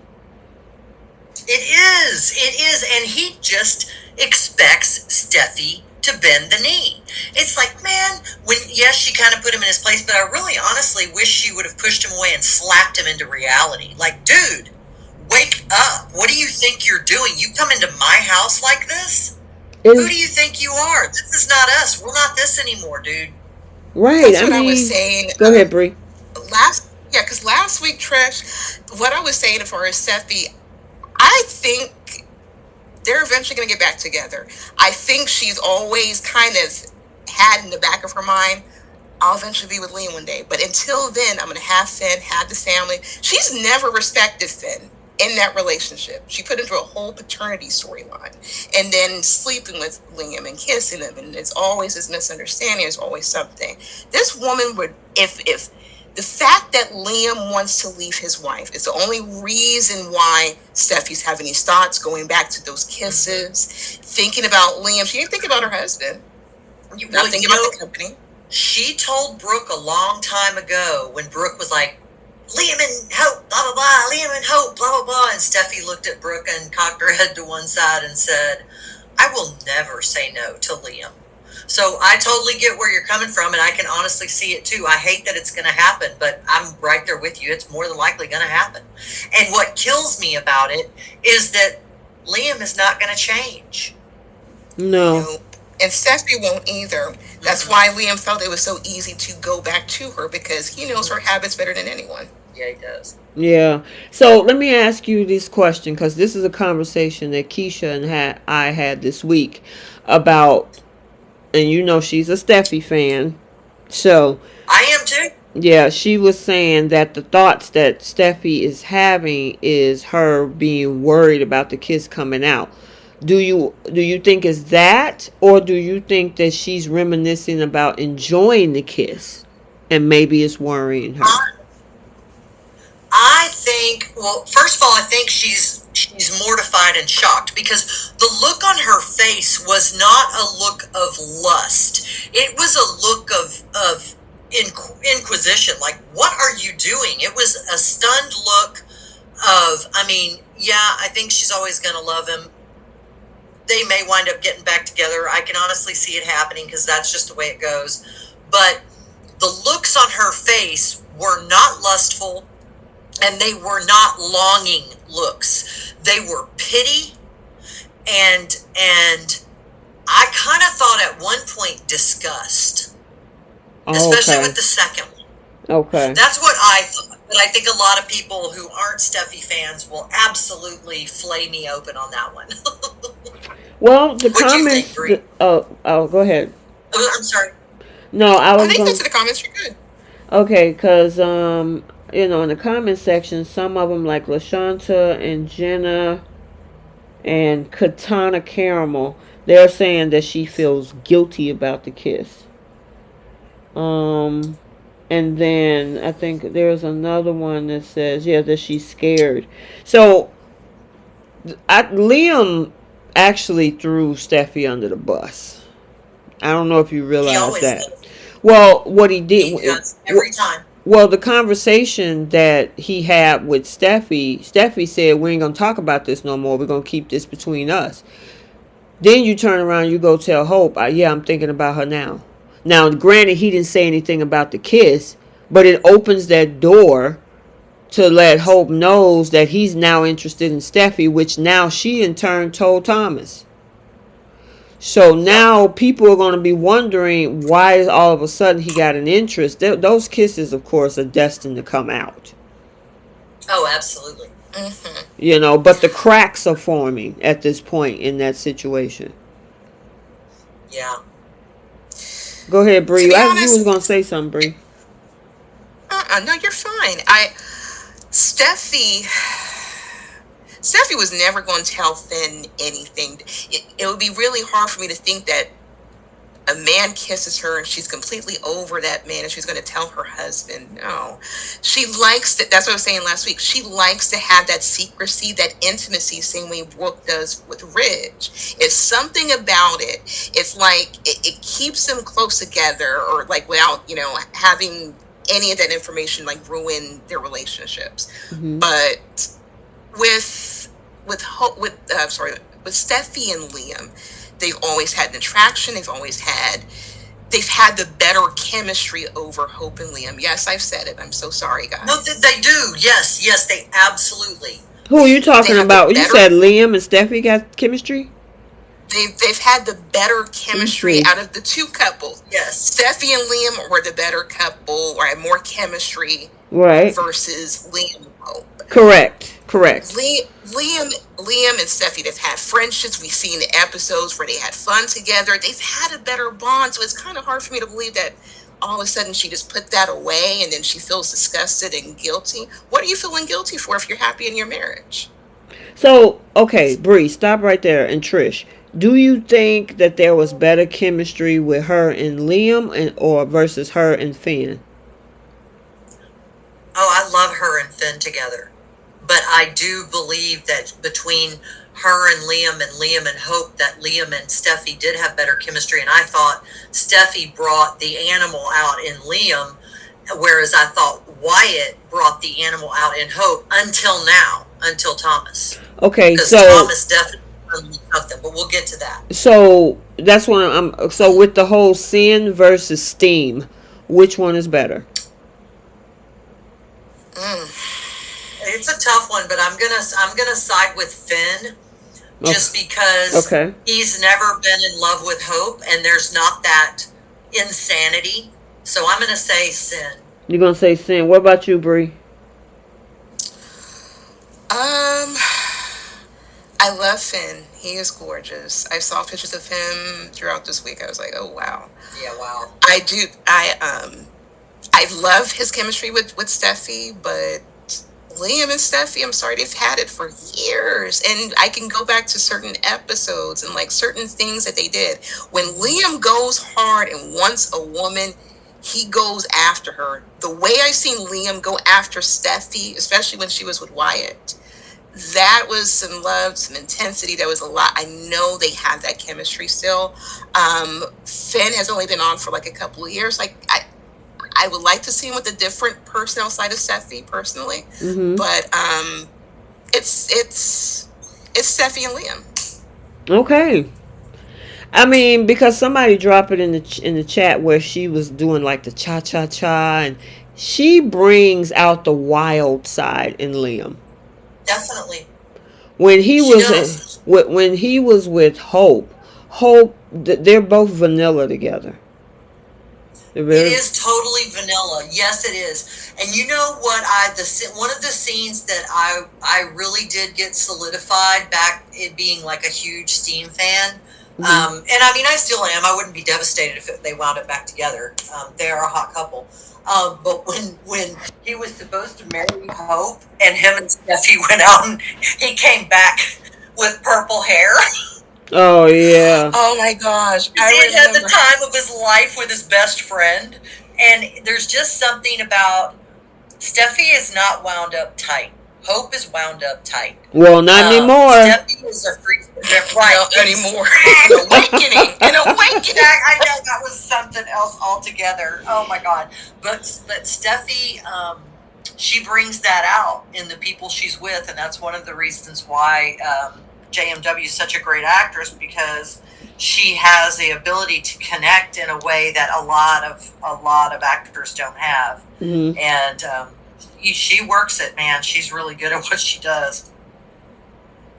Well, I will say, I think you're both hot, but I love them. I will say, so I promised you guys about maybe 3 weeks ago that I was going to do the hottest scenes of daytime for CBS daytime.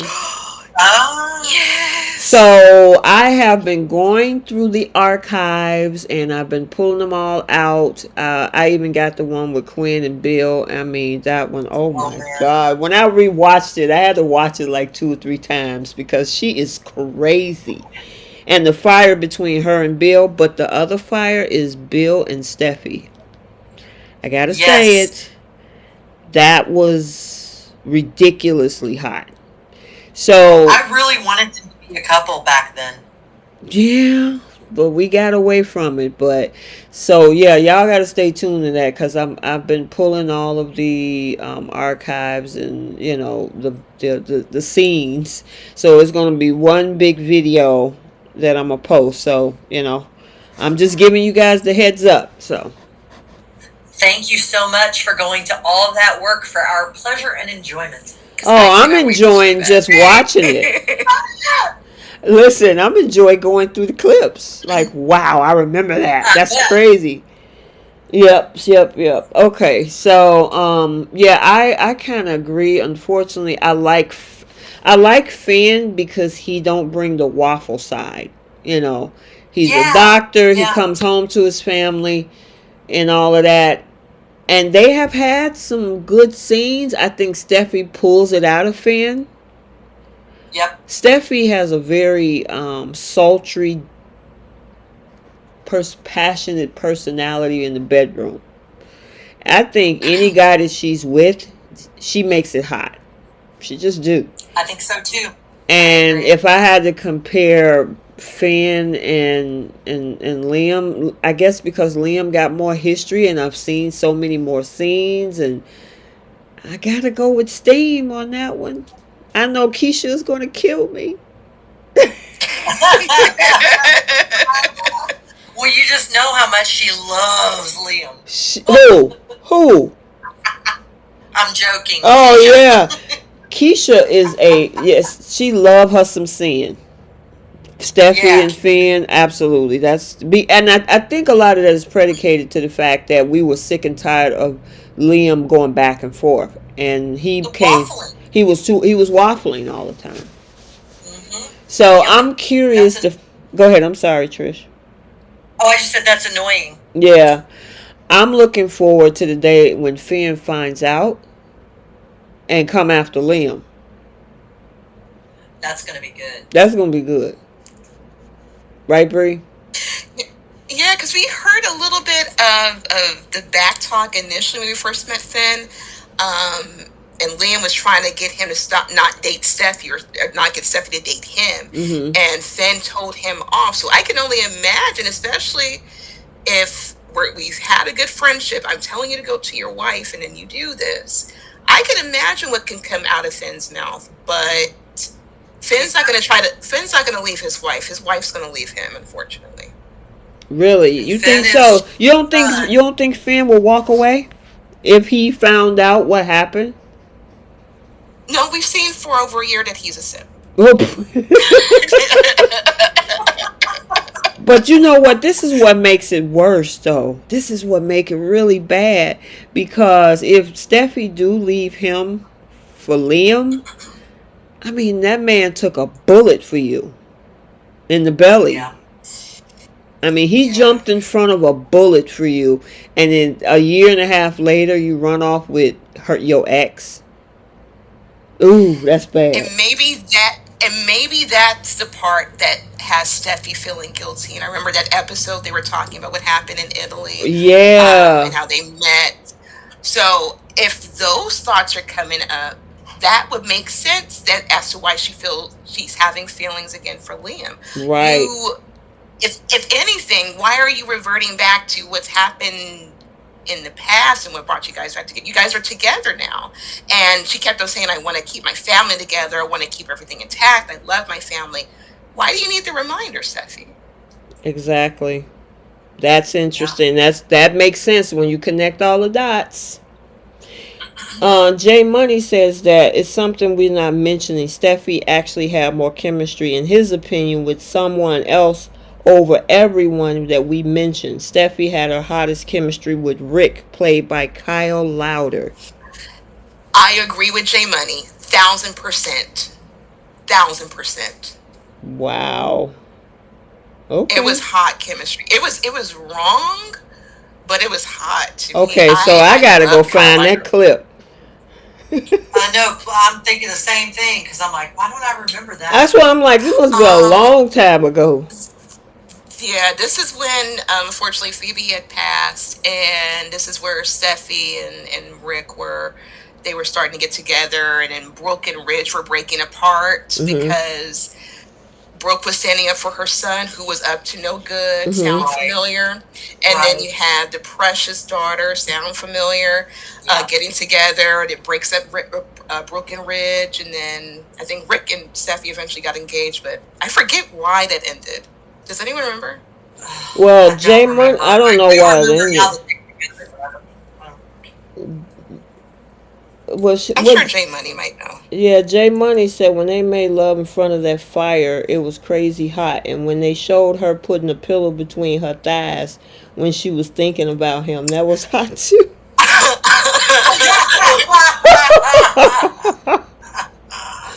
Oh my God. Thank goodness it's Friday night. Yes, Lord. Oh my goodness. That is crazy. Yeah.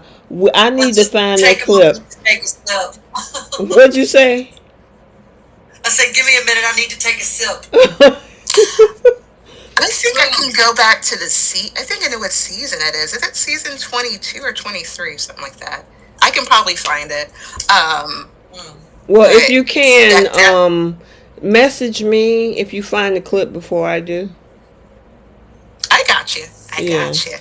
But they had the best. That was hot chemistry. Thank you, J Money. I agree with that over any of the men that she's had relations J Money with. said that Rick was actually Steffi's first. That is also true. Oh my goodness. Because I don't think she slept with Marcus. Yeah. Nope, she didn't. Oh, she wait a minute. Jenna said they ended because Steffi found out that he was only after her to get at Ridge. Yep, that's right. I remember that. Oh, yeah, they played the recording or something. Both Taylor and Rick found that out. They were trying to go to like the cab. Something transpired. I know now. I had to really dig deep and go back. So Phil Burton said that Finn will not end his marriage over 2 kisses, but the secret will make him think what else is going on that he doesn't know, and trust is going to be a problem. I could see that. Because why are you hiding that? She should have immediately told Finn about that when she came back from Rome. Yeah, she should have. I agree. Yeah, but it's Steffi though. Steffi's never going. She's just like Brooke. She's never going to admit to anything until she is caught red-handed. She's following the playbook to the T. Now, what I will say is for Steffi, given the fact that she's cheated on him before and it resulted in a paternity scandal, you would think she would try to worry about keeping a trust within her relationship. She should have told him immediately. But this further proves to me that Finn is just on the back burner until Liam was ready. That's exactly what this is, in my opinion. Yeah, this is gonna be interesting. I'm looking forward to see when all this explode. Hmm. Yeah, so there was a spoiler that everybody has was so concerned about this week. Very cryptic spoiler about today's episode, which was history repeats itself. What do you think they meant out of this episode? Because I've heard so many answers to that whole cryptic spoiler. What are you guys' thoughts on that when they meant history repeats itself? I thought it was maybe that Brooke and Ridge are going to break up again because of this whole Hope and Thomas thing. Yep. Okay.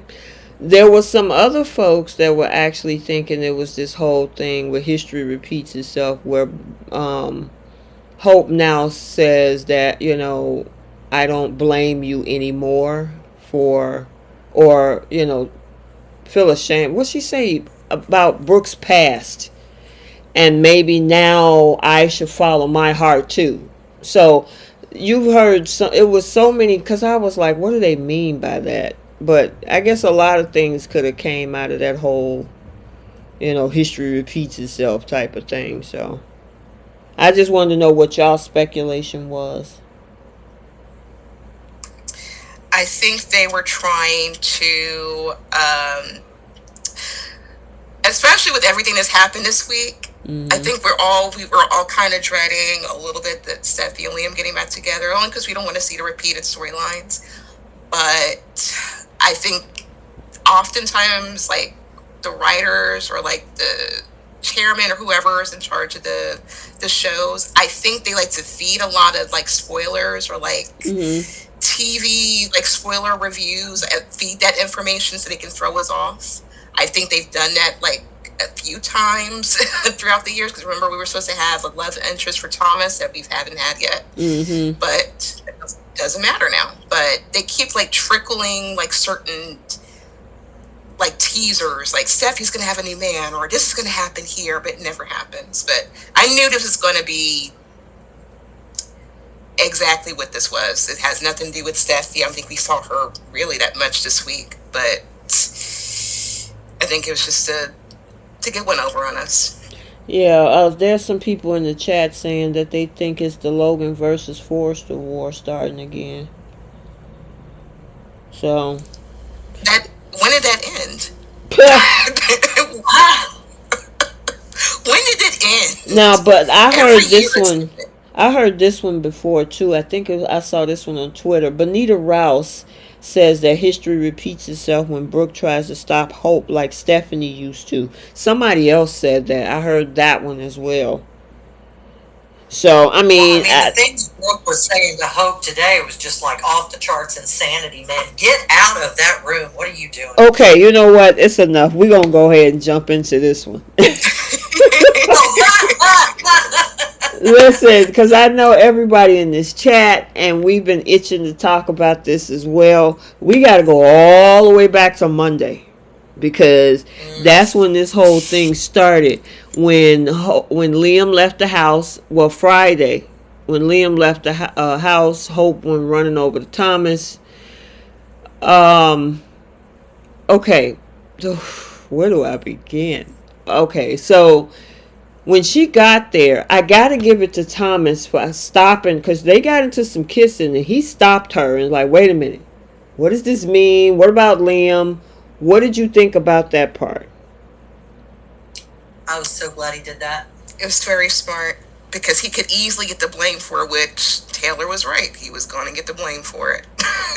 Yep. And she stepped back and she was like, my marriage is over. He don't want me. He wants Steffi and all this kind of stuff. And when she took off that ring, they had the sequence where she was breathing heavy in deep thought. And she took off that ring and dragged that boy upstairs. That was something else. That was hot. I was like, girl, okay. And then leads him to the room, and then he pushes her against the door, and they're kissing. It's the biting and the scratching. I was like, this is the Cinemax episode. I know, right? Right? And it went on for 4.5 days. Right. Listen, no shower, no food, no nothing. But wait a minute. Okay, so it was 4.5 days for us, right? But for them, it had to be like 12 hours. 4 hours. 12 hours, yeah.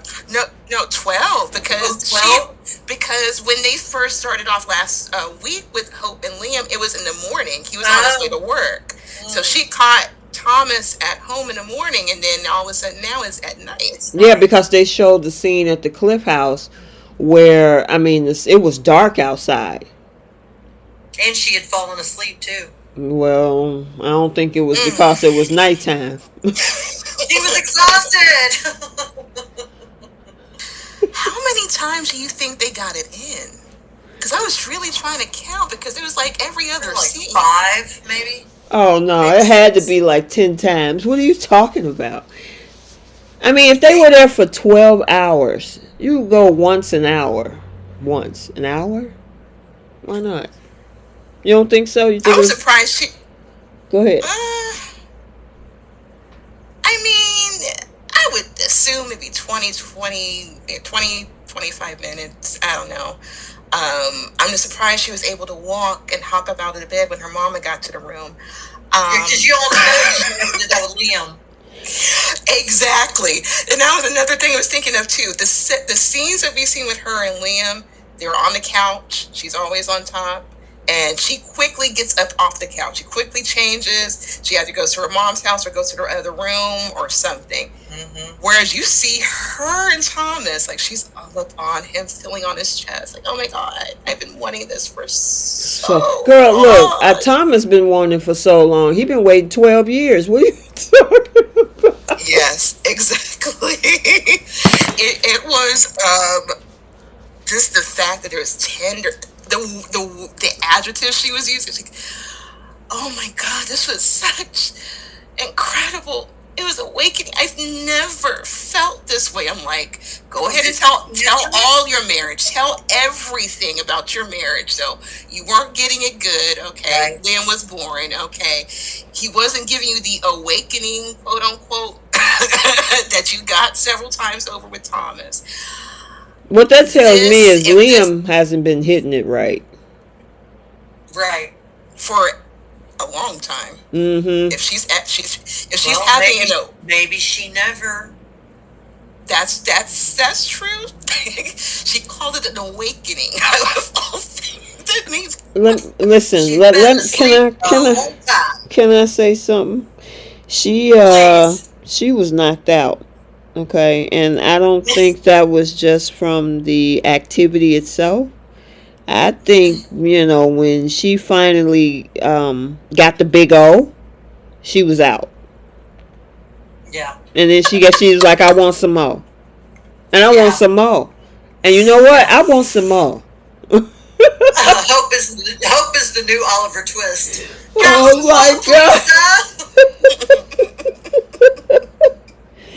She was getting it. Oh my God. Jenna said she must have been faking it with Liam. Oh. Well, if you never had it, do you know what it is? Oh. Breathe. Breathe. If you never had it, you don't know what it is. How do you know what you're missing until you have it? Oh my God. You are a because you can think that the closeness is that. Mm-hmm. But it isn't. It's the closeness. And you can think that the love in your heart is that, but it isn't. That's the love in your heart. Mm-hmm. It's a separate thing. And if you haven't had it and you don't know what it is, and if you never explored it, you don't know what you're missing until you have it. That's a good point. Because when she was with Liam, it was like the nicest, like SUV station wagon, reliable, family friendly. And then you have Thomas, who is a Corvette, a Ferrari. Yeah. And she was just so happy to test drive and grab a hold of that stick. And good for her. I just wish that she had just sent a tape to Liam. And you are so silly. No, but Liam has yet to really Oh, see don't is worry how about it. his He'll actions emotionally affect them. spoiler alert. He probably will see it in the next week or so because probably it'll happen in the office. Oh, this is going to be so much fun to watch. Well, listen, Yes. Jay Money said he knocked the dust and the cobwebs out of her depths. He awoken that girl. She said, "I gotta go," and Thomas said, "Not before that." Oh.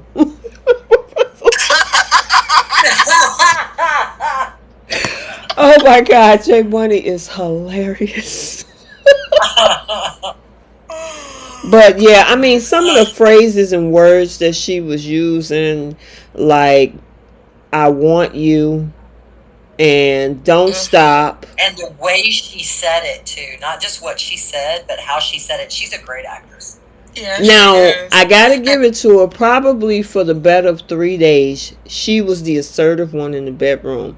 On Thursday, it was him. Yeah. That was hot. That was like, hot. oh goodness. Girl, I was like, see, that's what I was looking for. Thomas, put a little bit more into it. You know, throw your back into it. You know what I'm saying? Do some grabbing and some. He was a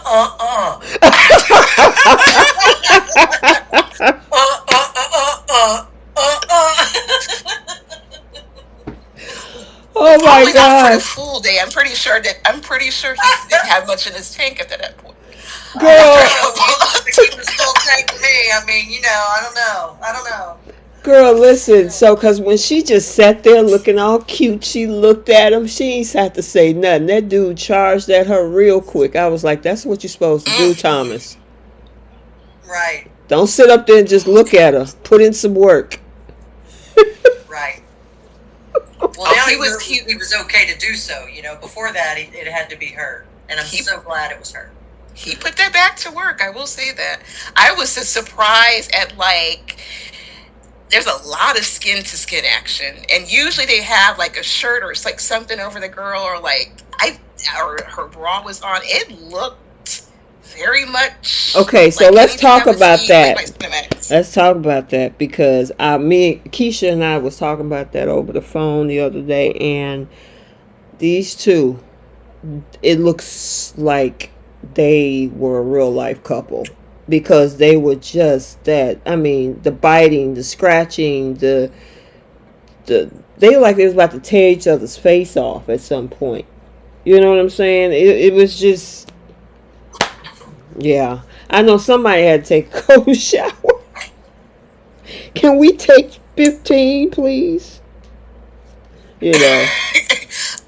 Well, Thomas, he takes his V vitamins, so I think he was good to go from that point. And plus, he hadn't had it in years, so he was going to get, his cobwebs clean.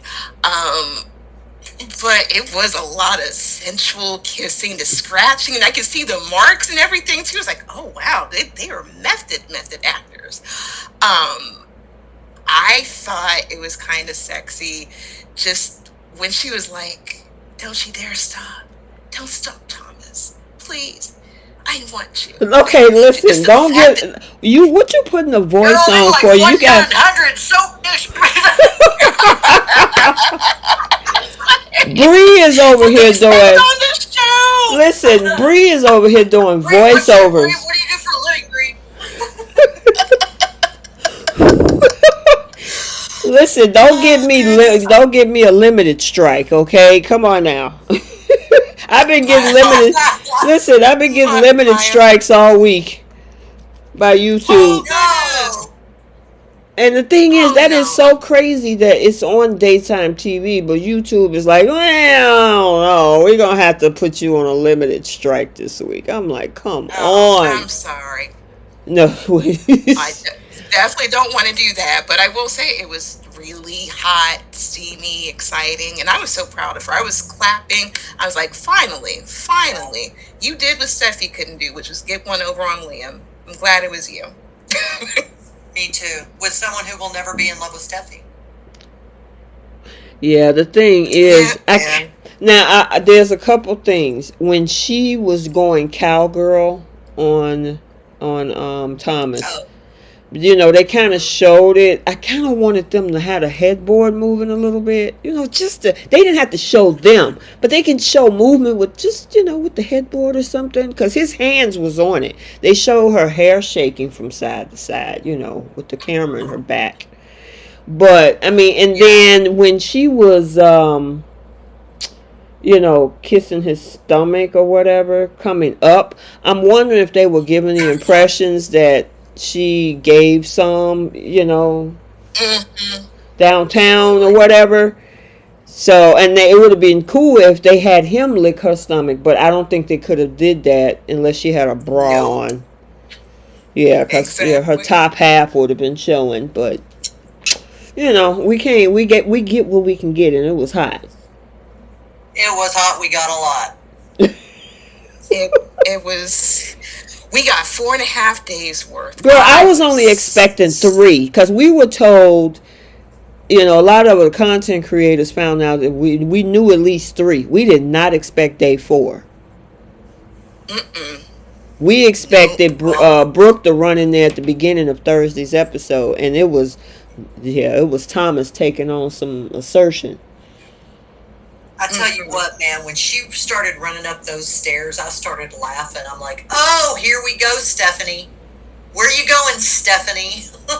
Yeah. Oh, my goodness. Okay, so before we get to Brooke, okay, so we didn't talk about the fun stuff. There's a lot of conversation that happened between these two as well, especially on, I think that was Wednesday. Where he was pretty much trying to figure out where she was with all of this. What does this mean now? And she was like, well, I gotta, I don't want to keep this. She said she want to keep it a secret. And of course, nothing stays secret. She should have learned what happened in Rome wasn't going to stay in Rome. What happened in that bedroom wasn't going to stay in that bedroom either. But, what do you think about the conversations that they had about the direction that they're going into and where she stands and all of that? She's making plans. She gave her marriage the same amount of time Liam gave his marriage before he kissed Steffy in Italy. She running records with Kyle. Right. But I love the fact that that she was done with him. I was so happy with that. She was like, she made a peace in her mind, and hope being hope, she really gave it, a chance. Well, she gave it like 2 days worth of a chance, and she was like, what, if he wants to be done. I think there's years of like having to constantly repair that marriage or repair that relationship. I think that got to her. She was like, I want something new. I want something fresh. I want to explore myself. I want to figure myself out. I've been so focused on having the perfect life and not being, my mother and having the perfect image that it crumbled me. Well, you're exactly right. And the thing, too, that stands out to me is that the look on her face when Liam was telling her that he couldn't forgive her. And she did say it, but it was like, I really wanted her to really, like, get in his face. And I wanted her to I would have loved to have seen her kind of shove him up against that gold light on the fireplace and say, just get out. Just get out. I forgave you and forgave you and forgave you and forgave you and forgave you. And I do this one thing. And I'm apologizing. I'm humbling myself to you. I'm literally begging you for forgiveness and for another chance. And you're going straight to divorce. Just get out. I really wanted her to have the nail in the coffin on him. But it didn't happen that way. A lot of people are asking, do you guys think that Hope is pregnant? Probably after this week, for sure. Thomas is definitely the father of that child. But there's no purpose for them to do a pregnancy storyline because because the last time she slept with Liam was like a few weeks ago, almost a month ago. Because I can't really remember. And she was thinking about Thomas. Yeah. Well, she was thinking about Thomas, and then flash forward a few weeks later, I just don't. If they do the pregnancy storyline, we know it's Thomas's baby, so I don't see why they would go that direction. I hope they don't. I You hope they have wouldn't a baby? listen. I don't Not right mind. now. I don't mind a Thope baby. Mm-hmm. Me either. I just want them to be a hot couple for a while without any kind of, well, we have to be together because of this. Okay, Me I too. see what you're saying. I want them to be together because they want to be together. Mm-hmm. I agree. I want to see them getting on in the Forrester office. Every other place we didn't seen all these other characters at. I want to see them in the office. I want to see them at Eric's house, the dog house, wherever. Acapulco or something. Give us a remote shoot. Come on, B&B. Give us a remote shoot. Somewhere exotic. They were in Rome. Why didn't we get this in Rome? They couldn't do it yet. I guess that was the whole kiss thing there. But we need an exotic location, just these two. Let's do it. Well, I'm just glad Thomas got a house. I mean, Oh my gosh, right? That's Katie's house. But that's the most annoying part. I have yet to hear an explanation. When did he get Katie's house? Exactly. Does anyone know? No, they. And the thing is, we saw Katie this week sitting at that table. I thought, sure, I'm like, okay, maybe that was the house Katie was in? Yes, that's Katie's old house. Yep. That's how the staircase was? I don't remember that. Yep. Wow. That when she was with Katie was with Wyatt? Well, when she was with that other, what is his name? Ingo Rademacher, who played Thorne at the time. I thought that was like a more modern house. I don't know. I guess maybe I'm not remembering like I used to, you guys. I remember it was the first house that she got after she divorced Bill because Bill wanted to be with Brooke. Right. So I remember Rick had like showed her the house, and it was right next to Eric, and that was first Katie, Eric, and Quinn had that thing. But for as long as I know, she's lived in that house. So is she living with Carter now? So they moved in together or something? What happened? I don't know. I mean, just the fact this man got that big old house, that his bedroom is big enough to have a whole couch in it. I was like, this is nice. Right. I mean, he stepped up more than Liam has. I mean, right. Perfectly fine freeloading in a cabin. Exactly. Thomas got a whole house. Because honestly, when Liam and Hope, were making out and stuff, they were on the couch and the floor. She got a whole bed with this man. A whole bed. Yeah. No floor, no couch, a bed. So I'm glad they gave this man a house. He's coming up in the world, I mean, Liam is staying with his pops right now, so. It's freeloading. Mm-hmm. So here's my question. Do you guys, because I think I asked this yesterday, I can't remember, last week. Do you guys think Hope is going to move into that house now? I hope so. Because I think the cabin is just tired. I was going to say it'd be pretty sick if he moved into the cabin. Well, here's the thing. Here's the thing though with that, because she wouldn't have a choice. There is no way Brooke is going to let Thomas come and go over there like that. She don't want this man with her. So if he coming over there to get some intimacy with Hope, Brooke is going to have a conniption. So yeah, she need to go over to his place. Yep. Because that's her. She would have a place. No, I said that'd be good for her. She would finally have some more space outside of the four walls in the cabin. Yep. Now here's the interesting thing, what you was talking about earlier, that you wanted Liam. There's a spoiler that's out for the week of July 24. That Liam, I had it right here. That Liam witnesses something very shocking. Yikes. Yeah. And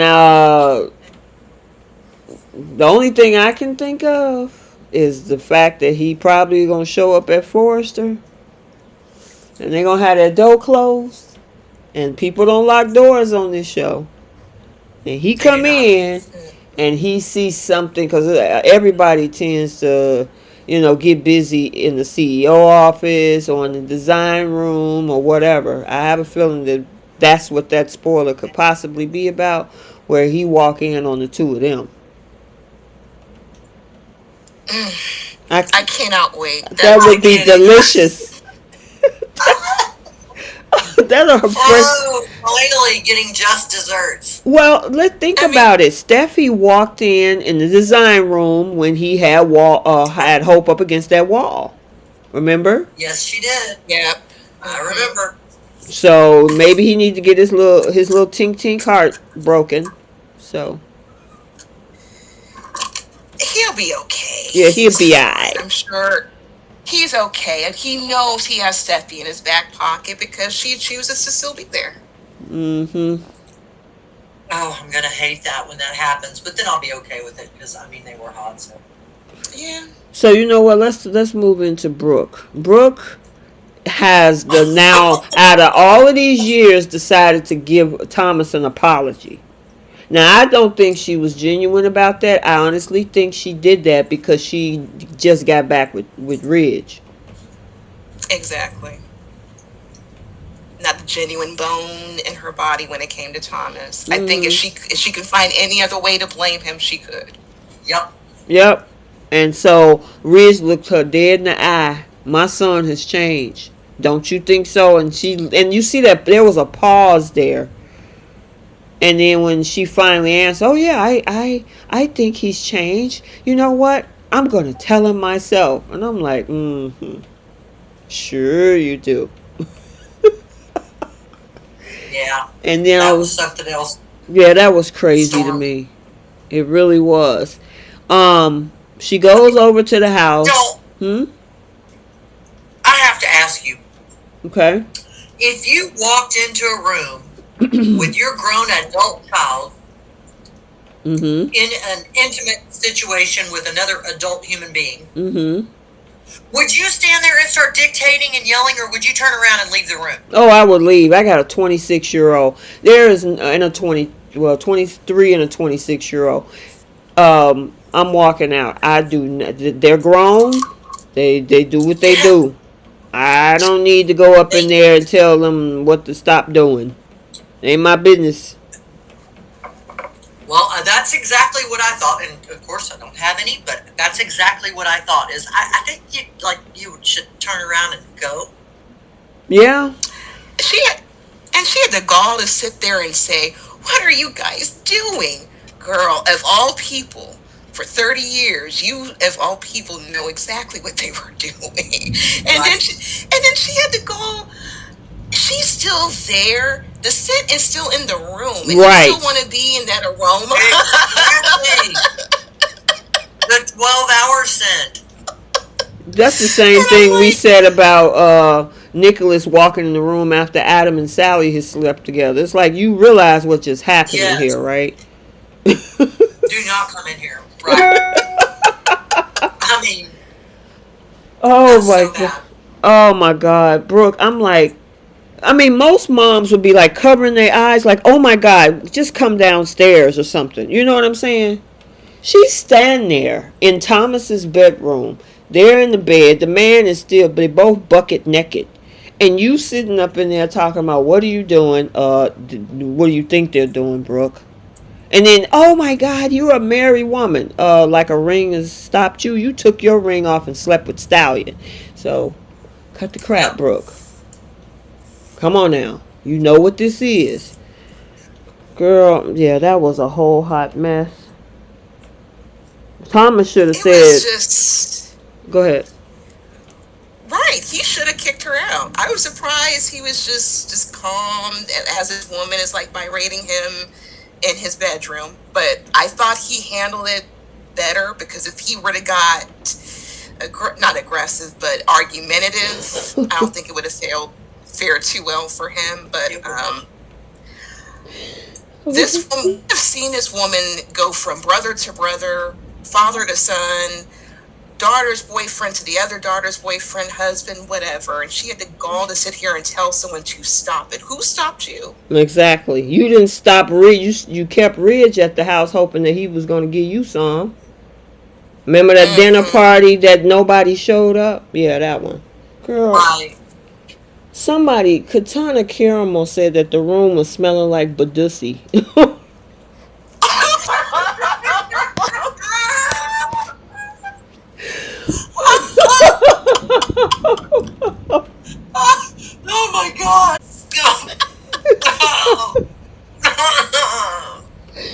Oh my God, I'm over here. Oh God, these y'all are hilarious in that chat. I haven't heard My that. drink kind of melted the back of my nose. I haven't heard that word in a long time. That's all. No, years. That's hysterical. Right.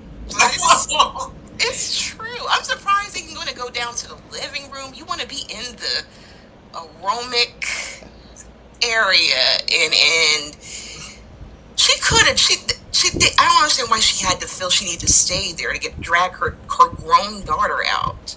That made no sense to me. No, to me, Thomas should. That's his house. Thomas should have told her, I know that you Hope's mom, but I'm gonna need you to go downstairs. We'll get dressed and we'll come down.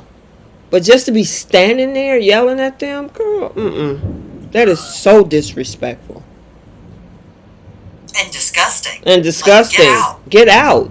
And then she was trying to ban them, forget about the thoughts. You can never think about this again. Whatever you had, it is not happiness and beautiful and joyful and all this other stuff. It never happened. I'm like, are you serious right now? Not Miss Destiny. Yeah. Not Destiny, child. There is. Listen. Yeah, Miss wait a minute. What did Taylor say? Pulling her dusty Destiny card? Yes. All of a sudden, that Destiny following your heart, it doesn't matter anymore because it's Thomas. But for decades, this is all that you've done. All that you've done.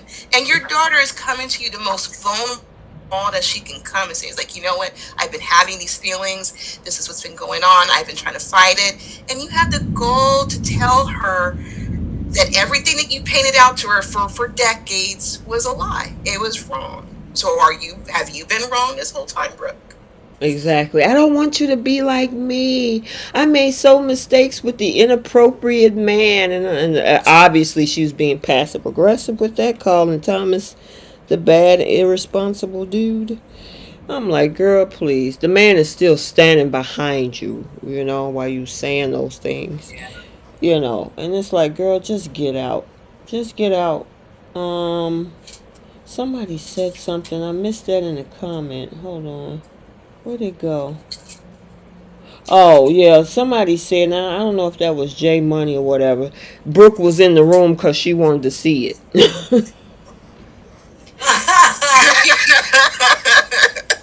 That's disgusting. Does she not have HBO? That's right. Go home and watch TV or something. But it left us with the cliffhanger. Oh, do you think that because some people were saying by what Hope was saying, she should have came a little bit harder in defense of Thomas, where she should. Oh, I wasn't sure where you were going with that. Yeah. No, not come a little. Oh my God. A definitive clause. No, not Bree. Really, Bree. No, not come. Oh my God. I didn't realize what I just said.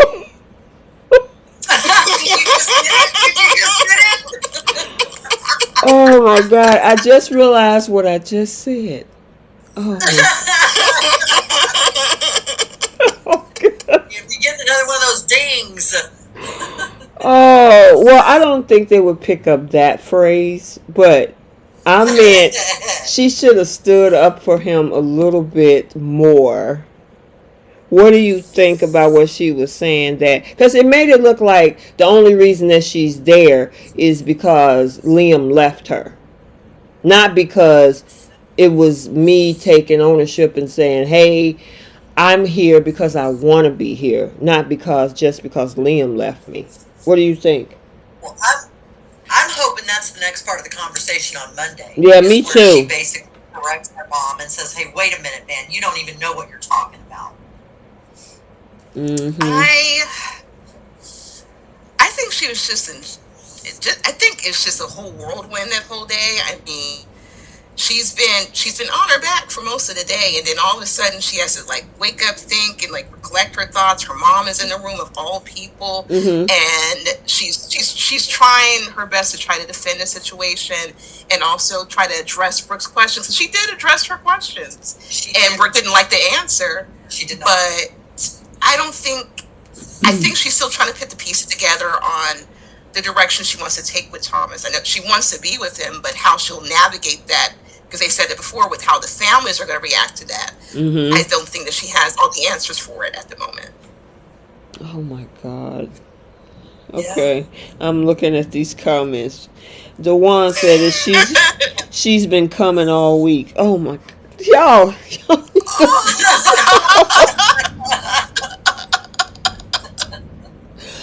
Oh Okay, my we'll goodness. stop. What you say?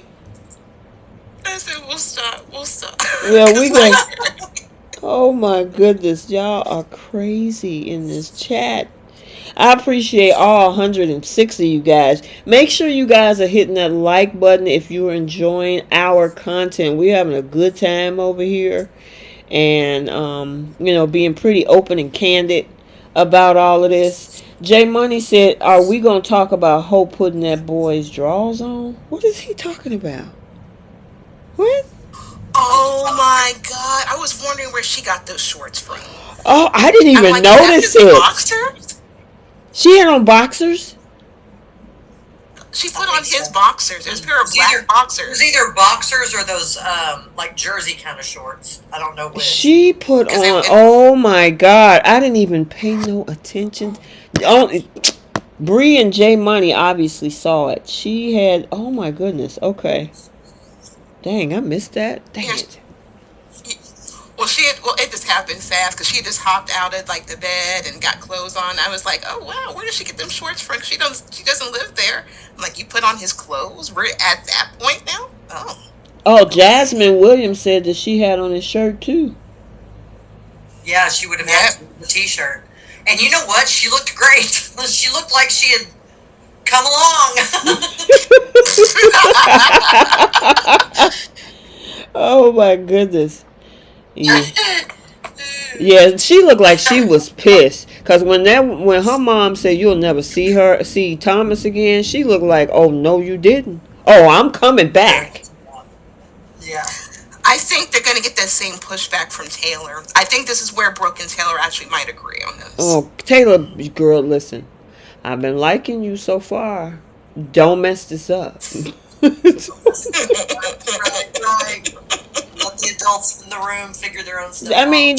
these folks I know. Okay, so let's switch then. Let's go over to Forrester, where this whole conversation happened between Ridge and Taylor, because Taylor is worried about whether or not Hope is going to derail him, and she started talking about Brooke and Hope, and I don't want these Logan women causing damage to my son and all this sort kind of stuff. What do y'all think about that?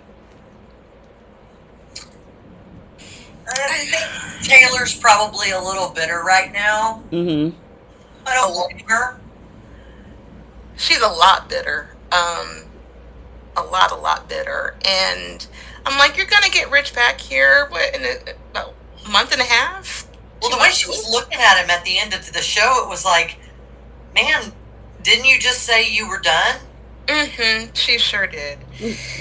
But they both was moving in close to each other. Both of them were in each other's inner space.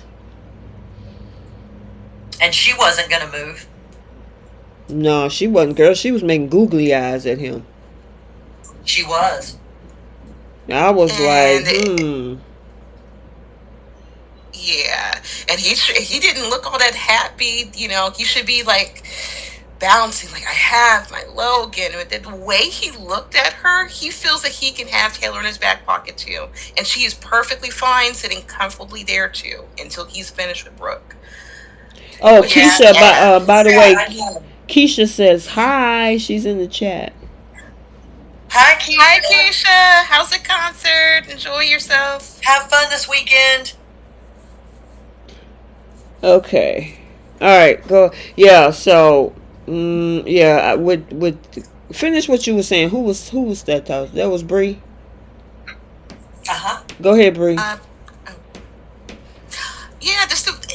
way he was looking at her, he loves having women in his back pocket. Taylor will always be comfortable being that woman for him. And I think this, if anything, this is going to be the straw that breaks Camel and Rich's back, especially when this comes out. And I feel, in a small part of me feels that Taylor is going to eventually manipulate the situation to try to get back with Ridge. I think she's going to take this thing with Hope and Thomas when she finds out, and I think she's going to try to drive even more of a wedge between Brooke and Ridge, so she can assert herself. I don't think it'd be that hard for her to do, but I think she's going to try to start manipulating things. I just see it in her face for whatever reason. Gotcha. Do you think the situation that's going on with Hope and with Hope and Thomas is going to break up London's bridge? Or should I say absolutely? I think so. Absolutely. Because Thomas won't be able to go to that cabin. He would barely be able to go through that front door of Brooke's house. So if he wanted to come see his dad, he has to walk on eggshells. And Ridge, I will say, like, when he's not Dodo in the head, he does go hard for his kids. Yeah. And that's just not going to be okay for his one child to be okay to come to the house, but his other child can't. I don't think this would never last, in my opinion. You don't think the Thomas Hope relationship will last? No. Ridge and Brooke. Oh, Ridge and Brooke, right. I think as long as Tom and Hope are together, this is going to kind of be the wedge for them. Yeah, I agree. I can't see them. It's their kids. You can't negotiate, how to be around other people's kids. This is no. Exactly. Keisha says she just want to say Hope and Thomas have had her hostage this week. I cannot get enough. Right? We agree. We all agree with you, Keisha. Most definitely. It's been one heck of a week, to say the least. Oh my God. I just don't want this to be the last of what we've seen of them. If they are, she's going to, spoiler alert, she's going to be the one to initiate the divorce next week.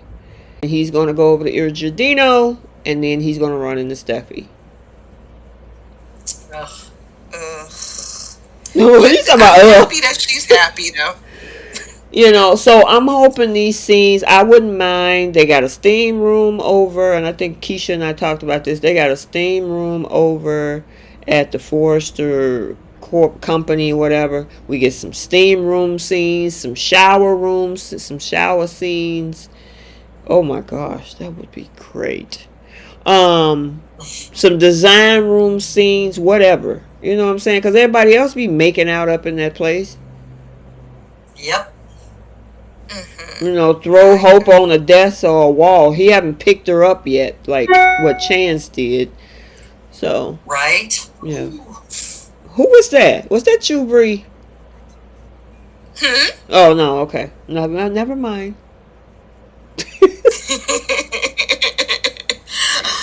Yeah.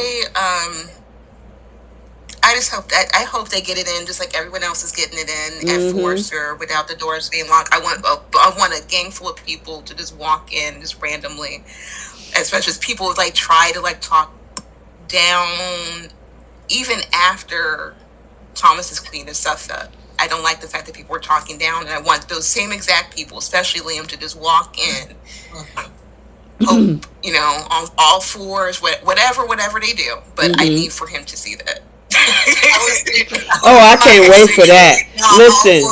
I'm like, she needs to be bent over that desk, and Thomas needs to be behind her, and she needs to look around. Wait a minute. Slow down, Trish. Say that again. Say that again. I said, Bree wants her up against a wall, and I'm like, I want her bent over the desk, or on all fours rather, and I want her bent over the desk, and I want her to be looking around. Looking around Thomas' side. Hey, that listen. would be so funny. Any crazy position in that design room would be okay with me. I don't care if somebody is going downtown and Liam sees it. The boy is going to pass out. I can't wait. I can't wait. Yeah. So I'm hoping that spoiler the week of the 24th where they say he sees something shocking.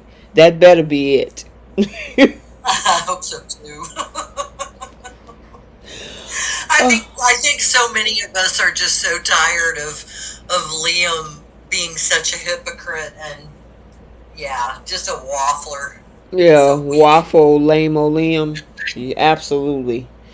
And Scott Clifton plays the character to perfection. Yeah, he does. Yes, he does. He's a goof. Off camera, he is so funny. Him and his jokes, and he does a lot of impersonations and stuff. Okay, so speaking a little bit behind the scene, all three of them, Scott, Annika, and J-Matt, has all been pushing for this storyline. And there was a couple interviews where Scott was like, yep, he needs the Hope character needs to be with somebody who sees her as the only person on the planet. So even Scott see that his own character is Liam, is lame-o waffle boy. Yeah. So I think they wanted to push something else too, because they realized that if the show is boring, people are not going to watch. Which means that, they're not winning awards or the show is going down the toilets. So they had to say, look, let's do something different. And I'm glad they listened to them. And there's fill-in writers right now, because the other writers are, on strike. So the fill-in writers are like, shoot, let's just go for what we know. We ain't got nothing to lose. Let's go ahead and do this. And they knocked it out of the park. Yeah, they need to stay in that position and to keep giving that to us, because it was a great week. I got a lot of intensity. There was some spikes, excitement. Like, I haven't really been, I guess, excited like this for a storyline like this in a long while. And we've had so many storylines that come up throughout the years, but this was hot to me.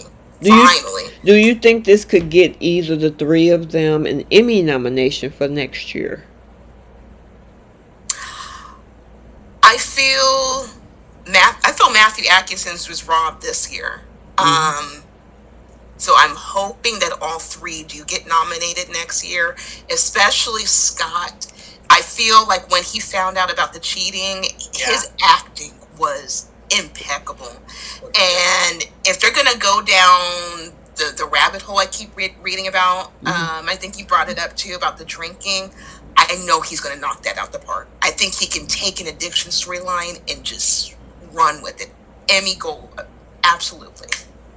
Let me just say something. I know a couple people are asking me about this whole thing about Hope having some split personality, a DID storyline. I know nothing about that, and that's all I'm going to say. So I read that too, and I don't like the fact that they're using a split storyline as if she is unable to have emotions or like have desires for other people or want to flirt. Like, people got to understand that Hope met Liam when she was like fresh out of high school. I think she was like 18, 19, and I think they said that he was 25 when he met her. For the most part, she's been up underneath this man. This is all she knows. And I think the only other man that she was with was Wyatt, and I think they said that she dated in Europe, but we didn't see that. So far as we know, she's really been with those two major men, but Liam has been her life. And when he said that he was leaving her, I think that they kind of just snapped everything into place. Like, you know what? It's okay if he leaves me. I can find myself. I can really find what I like and what I want as a woman of this age versus when I was a teenager. Yeah, I don't see any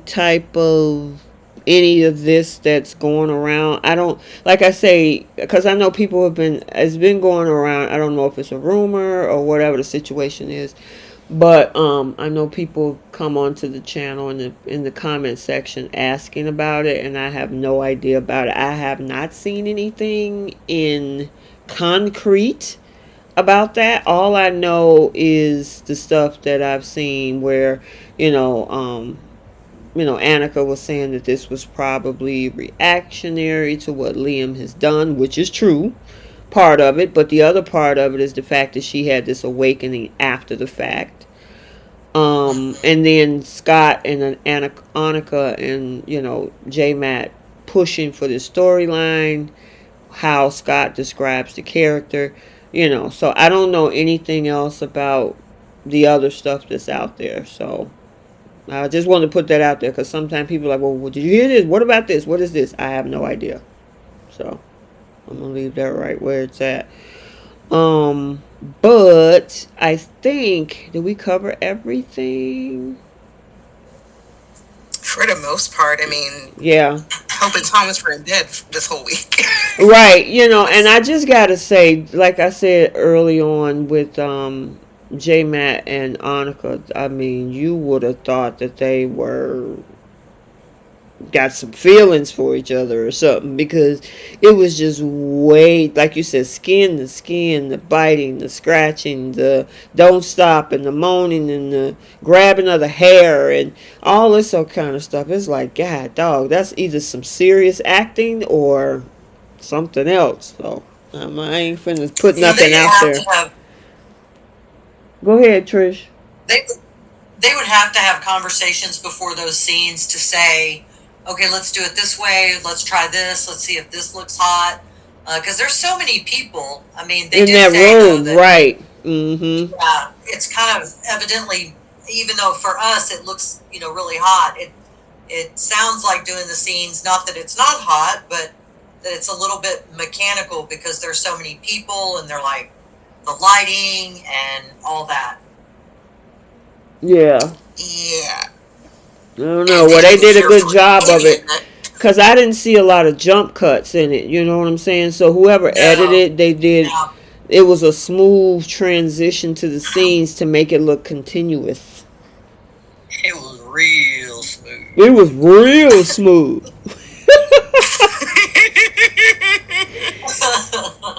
Oh my God! It was better than that music video that she had in her head with the wind machine. Oh yeah, the one. I was so happy for it. The one that Keisha said looked like a disco scene. That was in her fantasies, right?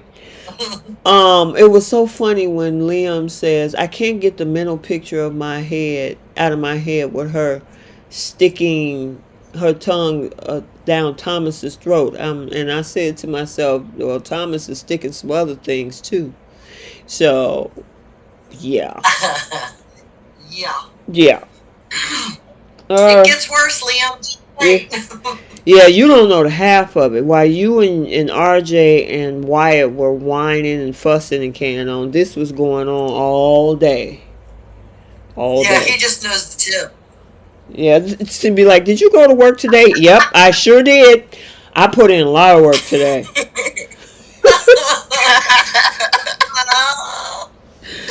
Oh my goodness. My question is, where the kids at? Are they at camp?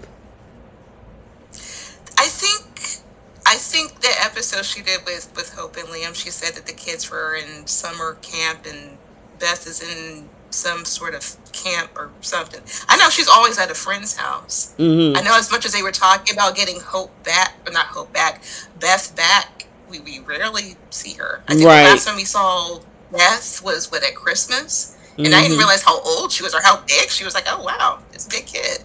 But I guess they're in camp, so she has all the free time. I guess Thomas too has all the free time to, during that hot girl summer. Yep. Oh, did you see Annika posted a risque picture today on her Instagram? She did. Oh, it was a great picture. Yeah. I haven't seen it. Oh, I shared it to my story on Instagram.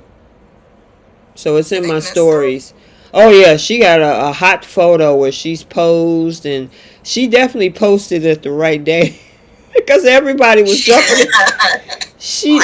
Everybody was jumping in her comment section saying stuff like, "Oh yeah, she getting ready for round 2 with Thomas," and I'm like, she, it was funny, even though two different people, Annika and Hope, not the same. But it was fun to watch. All right, so let's do our last 2 segments. I flipped the script segment and who's taking some seats. So for all of you newbies here, because I can tell looking at the numbers that there are a ton of newbies, thank you so much. And also subscribe. We do live chats. There's spoilers over here, daily recaps, casting updates, all types of stuff over here. So hit the subscribe button if you want to get, and turn on the notification if you want to be notified every time there's a new post on this channel. Follow on Instagram, TikTok, and Twitter. And the blog. I usually post the spoilers before the video. So if you want to kind of get an outline of, the upcoming spoilers, they'll be there before the video hits YouTube. So go over there and give a follow if you like. Alright, so who's taking a seat on The Young and the Restless this week? Who want to go first? Go ahead, Bree. Taking a seat. It's got to be Kyle. and Kyle, I would say Phyllis, but Phyllis is going to jail. She's making the right steps. But for Kyle, just the way he's maneuvering, I swear if you cut his head off, it put Liam's head there. It's the same person. But the only difference is with Kyle, he's just going all over the place, and I do not appreciate how he's treating his wife. Like, if you want to leave her, then leave her all the way. At least put the paperwork down. But that's all I have for him. Okay. All right, what you got, Trish? Well, definitely Kyle, and I also think that Jack needs to take a seat, and I think that Ashley needs to take a seat. Did you say Ashley? I do, yeah. Okay. It's too much, it's too far. I love Ashley so much. Diane's just living rent free in her head, and she's letting it happen. She's smarter than that, and it's all going to blow up, and I'm just going to hate every minute of it. Okay, gotcha. And I love Tucker, so he's not taking a seat, but Ashley for sure. I'm trying to think if there's anybody else I want to take a seat.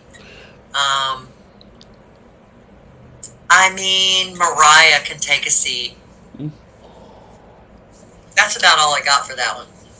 Oh, okay. Gotcha. Yeah, Mariah. Okay, so my take a seats this week was Audra, Kyle, and if I had to pick somebody else, Diane. I usually don't, but Diane for not wanting to resign. Girl, I'm gonna make sure you resign. Yeah. Go sit down. You need to take a moment away from work and go take a seat.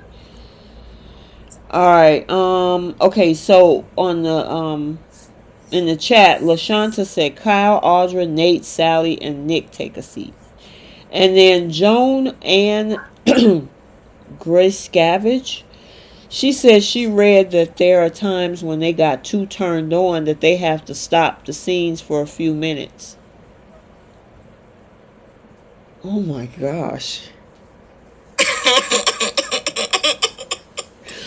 Well, anatomy works various ways. I mean, serious. Hope is a young woman. She's in her prime. And not saying that older women don't get aroused, but she is in her 20s, whatever. And then Thomas is a man. J-Matt is a man. So it's possible. It's like I got a boner. I gotta get up. Can we get a little pillow over here?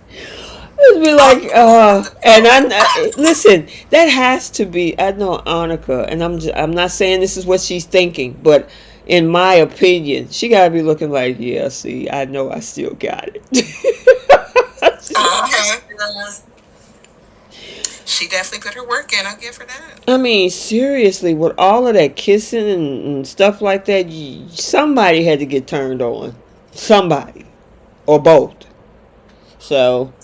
And then Delmonica said Kyle was the drama queen this week.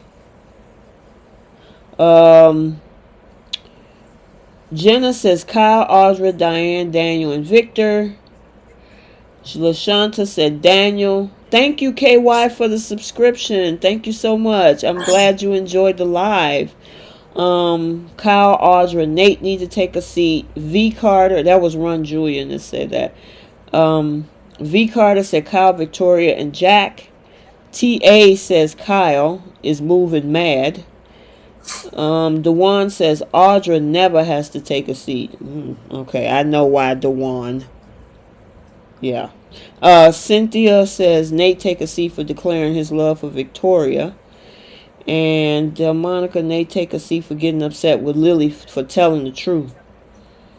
Yeah. Oh my God, Keisha had a little bit to drink.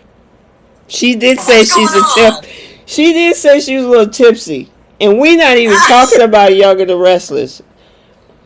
Okay. All right. So next time we're all on here together, her nickname is going to be Tipsy. Yeah, but we're gonna call her Tipsy next week. Did you see what she put in the comment section? You see it, Bree? I'm looking right at it. I was cracking up. I had to put it on. She ain't wrong. She's telling the truth. Yeah, but I ain't never heard. Listen, I ain't never heard Keisha talk like that in the 4 years that I've known her. Oh my God, she gonna be like, "What did I say? Oh, nothing." I hate when I have those moments. It's like, what did I do? What have I done? Oh my God, Keisha is having fun this weekend. Go ahead on with your bad self, but I was surprised to see that comment. She's already on bold. Hey Keisha, you don't have anything for Young and the Restless? She's on bold stuff. She is going in on bold right now. She's all in. Okay, so what y'all got on bold? So, cause Keisha's ready to drop all of hers. What you got? Who going first? Go ahead, Bree. To take a seat, I'm gonna need RJ to take a seat back to wherever he was at. Yeah. I'm a little tired or sick. I'm so sick of hearing about you. Wyatt, I can see him looking out for his brother, but RJ, you have not been in the fold of anything to have this strong enough of an opinion. You can please sit down on TikTok or something. Yeah, tell me about it. What you got, Trish? I agree. I think definitely RJ. I think Liam needs to take a seat on a couch in an office somewhere. I mean, you know me and Sheila. Sheila just needs to stay in the seat. That's just the whole, like, I don't know why we had to see her this week, but I know what you were saying earlier about the whole bridging the next scene and everything, but did not need to see her. But yeah, I mean, you know, I think everybody that was on this week did a really great job. You know, the only reason Liam's taking a seat is because he's a whingy whiner. A wedgie whiner? Whingy whiner, but he does need professional help, because thinking that you have a right to just go kiss someone else's wife, that's just wrong. Okay, so I would say Ridge, because why are you all up in Taylor's face? And Taylor, why are you up in his face? I forgot about that already. Y'all need to go sit in separate corners. Thank you very much. Unless you trying to get back up in it, you trying to. I'm not gonna even go there. And then I gotta say, Hope gotta take a seat right back up on Thomas. She can't sit down yet. Well, she can get back up on Thomas though. She can take a seat right there.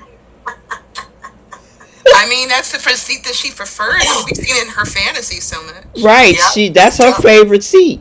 Right there. Alright. Okay, so Keisha says Brooke HOE ASS can take a seat next to Liam. And then she said she said K, bye. That's what she said. Bye. Oh my God, this is the side we haven't seen, Trish. Oh my God, Keisha, I love you. You're so funny. She also says that also Wyatt and R.J. can take a seat. Haha. Oh Lord, J Money. He said, y'all know them sheets was not dry after Matt and Annika got through with them. J Money, you a fool. Rashad Owens says Nate, Victoria, Sally, Nick, and Jack. Dewan said Phyllis Summer need to take a seat. Let me see. Hold on. Ooh, I gotta scroll through these comments. Y'all are dropping the comments. Thank you. Brooke needs to take a seat and handcuff herself to it. Jasmine. That's funny. RJ needs to take a seat. Why don't he get a life? According to Ron Julian. Titanium says RJ. LaShanta says RJ, Wyatt, Liam, Brooke, and Katie have a seat. I forgot about Katie because she was trying to consistently throw Thomas under the bus. Totally forgot about her. Jasmine says Liam needs to take a seat on a desert island somewhere. KY says Brooke definitely needs to take a seat. V Carter, RJ, Brooke, and Liam. Ron Julian, Brooke. Let's see. J Money said something to you, Bree, in the chat. I don't know if you saw it. Oh, I see it now. Okay. Yeah. Jenna says Brooke, RJ, and Carter. Simone, RJ, Brooke, take all the seats. And YR is Ashley, need to take one. Dewan says RJ. Keisha jumped back in there and says Kyle, Phyllis, and Katie O. hating ASS. Dang, Keisha, what is going on over there? Say how you really feel. Yeah, I know. What are you having over there, girlfriend? Okay, Nicole, Beth, RJ, Katie, Wyatt, Liam, and Brooke. Oh, she did get Performers of the Week, Annika and Matt from Keisha. And let's see, Carter needs to take a seat. And wait a minute. Keisha said this is literally the first time I ever enjoyed the Hope character. Sabrina says Steffy needs to take a seat too. Steffy needs to tell the darn truth, is what Keisha said. And I hope Finn whoops his ASS. God, dog. Okay. All right, Keisha, I got you. We heard you loud and clear. And Carter needs a storyline. Okay, and then we got our final segment, which is flipping some scripts. What's the script you're going to flip this week? For those that don't understand that particular scene that you want to change, this is where we flip the script. So what would you change for Y and R? Goodness. I guess for me, what I wish could happen is after like Tucker like overhears Summer, Michael, and Daniel. I wish that Tucker had like met up with Michael and was like, I can help you out, I can fund, and I can actually get that guy to come here. Or he can say like, try to bluff, do whatever he can to try to be in the fold. So when Phyllis is going to reach back out to Michael for defense. Mm-hmm. Okay. Tucker has that in the back pocket. Mm-hmm. What you got, Trish? I think for Y and R, I don't know, man. That whole meeting with Jack and the family, I'm glad they told him off, but there's a part of me that just really wishes that Ashley would have walked in on that and blown them all to pieces. Okay. Gotcha. Alright, my flip the script would have been just Diane saying, you know what, yeah, I'm going to step down. I just really think she needs to do that. She needs to leave. You don't need to be there. I mean, you don't even have the skill set. You were a real estate agent, and now you run an HR. Yeah, okay. With a fake name. With a fake name, exactly. It's like... Which is fraud. Correct. She got a pass. You're paid for it. Exactly. You know, it's like, girl, just go home. You know, I mean, Billy has the right idea. Oh, Lord. I'll be PG, but when Brooke had like walked in on Hopen's comments, I was really hoping to be like, that's my girl, and then her shed one tear. Oh my God, you so crazy. One tear. You talking about that's my girl? Oh my God, I can't believe she's grown up, right, Bree? I'm proud of you. I'm proud of you. You're taking on the torch. I don't have to worry about taking it to give it to Steffy. Yay!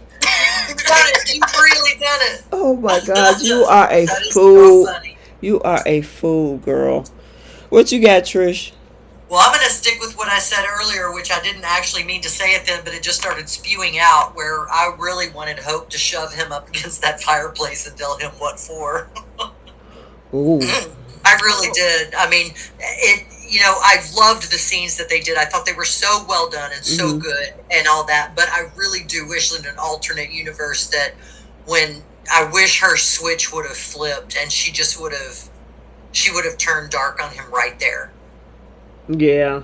Yeah, I see what you're talking about. Changed, I agree. I totally agree. What about you? My flip the script for Bold would have been Thomas being the one to put Brooke out. I mean, tell him, I understand this is your mom, Hope, but she just can't come up in my house, in my bedroom, yelling. Yeah. I would appreciate if you take your butt downstairs, let us get dressed, and we can come down and talk to you. But you don't just come up in there, bust up in the door, and then start yelling. Right. Let us put some clothes on. We'll come downstairs. I'll make a pot of tea or something, and we can sit around and talk about this. Yeah, I kind of wish he had told her to get out. So. Yeah. Or tell her to smell the aroma. Well, remember what that term was, boo-dussy, so.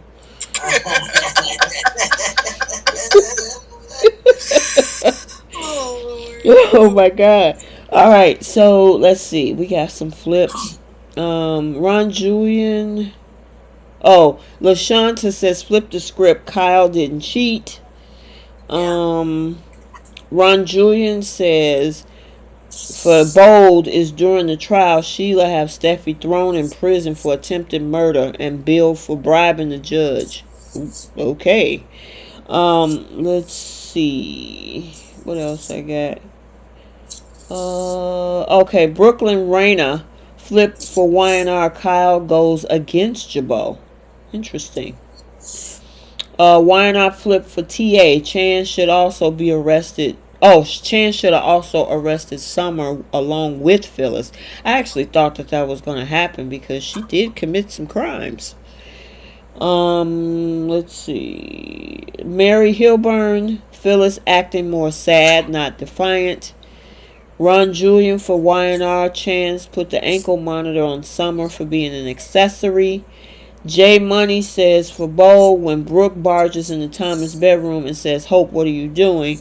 Hope lifts up the sheet and says, Mom, look, this is what we doing. And Brooke grabs. That's J Money for you. That is J Money for you. Let's see. Ron Julian says for Bold, Deacon gets Sheila knocked up. She's 60. She's 60. Why are people trying to get Sheila pregnant? How? She got enough kids out there. Yeah. She didn't raise one of them. B. Carter says flip the script for Y&R. Oh God, the screen moved. Where'd it go? B. Carter, where's your comment? I just had it. I hate when it does that. Oh, nope. Where'd it go? Let me see. I see it. Oh, there it is. Oh, for someone to overhear more of Kyle and Audra's conversation. Mary says Ridge and Taylor not seeing each other. LaShanta says Brooke wouldn't have let herself into Tom's house. Yeah, she should have just left. The door was unlocked. Why didn't you call first? But they don't lock doors on Bold, so. DeJuan says I would have made Phyllis imagine she saw Diane at the beginning of the week. True. Yeah, because that was a daydream. Bold TA. Thomas's door was locked and Brooke could not have come in and interrupted him and Hope. Jenna says that I would like to have a scene with Ridge actually kiss Taylor. I actually honestly think they got more chemistry than him and Brooke. I mean, even though I don't want Taylor with him, I just think that she got more. The actors got a lot of chemistry. Right. For sure. Exactly. V. Carter, Taylor has a backbone and refused to be a doormat. KY, Brooke actually listening instead of dismissing everything. J Money, another flip. Brooke comes into Thomas's room and sniffs the air and say, "Dang, how long have you been effing?" J Money, really? He is hilarious. Keisha said, "What? Y'all still?" Keisha said, "Y'all still on here or no?" Yeah, Keisha, we're still here, girl. We're still here. Let's see. Anybody else? Okay, yep. Yeah, Keisha's having fun. Good for her. I'm gonna try to do the same. And she come back and talk about what up. I don't know what the girl is drinking, but she is definitely having a good time. All right, you guys, this has been a crazy week. The ratings for Bold went up 10 points since the first week of June, which is crazy. It picked up a lot of viewers, non-soap viewers at that, just for the Thope storyline. Thope was trending huge all week on Twitter. It's just been an absolutely great week. I know for the Lope fans, unfortunately, it has not. Because some of them been coming in my comment section throwing up.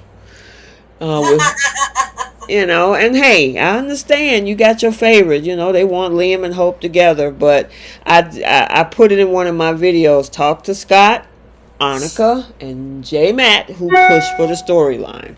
Right. So talk to the cast and the writers, because they really wanted to move this thing forward, which I'm glad, because honestly, Hope and Liam, I think they got stagnant.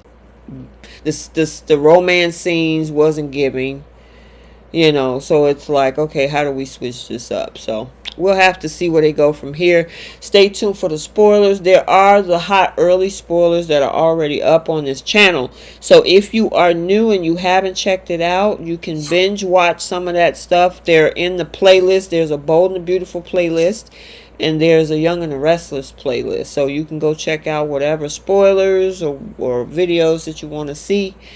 And then we do this every Friday night. So if you're new here, 7 o'clock Central Standard Time. For those that are on the East Coast, that's 8. And then on the West Coast, it's 5 o'clock. So we're going to end it here because it's been almost 3 hours. But I knew that was going to happen, especially with Bold. I knew that was going to. Huh? It was fun. It was fun. It was, girl. I really enjoyed it. I enjoyed all of the newbies, the comments, and everything. So, like I said, stay tuned for the spoilers, and we will see you guys next week for the week of the 17th through the 21st. Have a good one, you guys. Bye. Bye, everyone.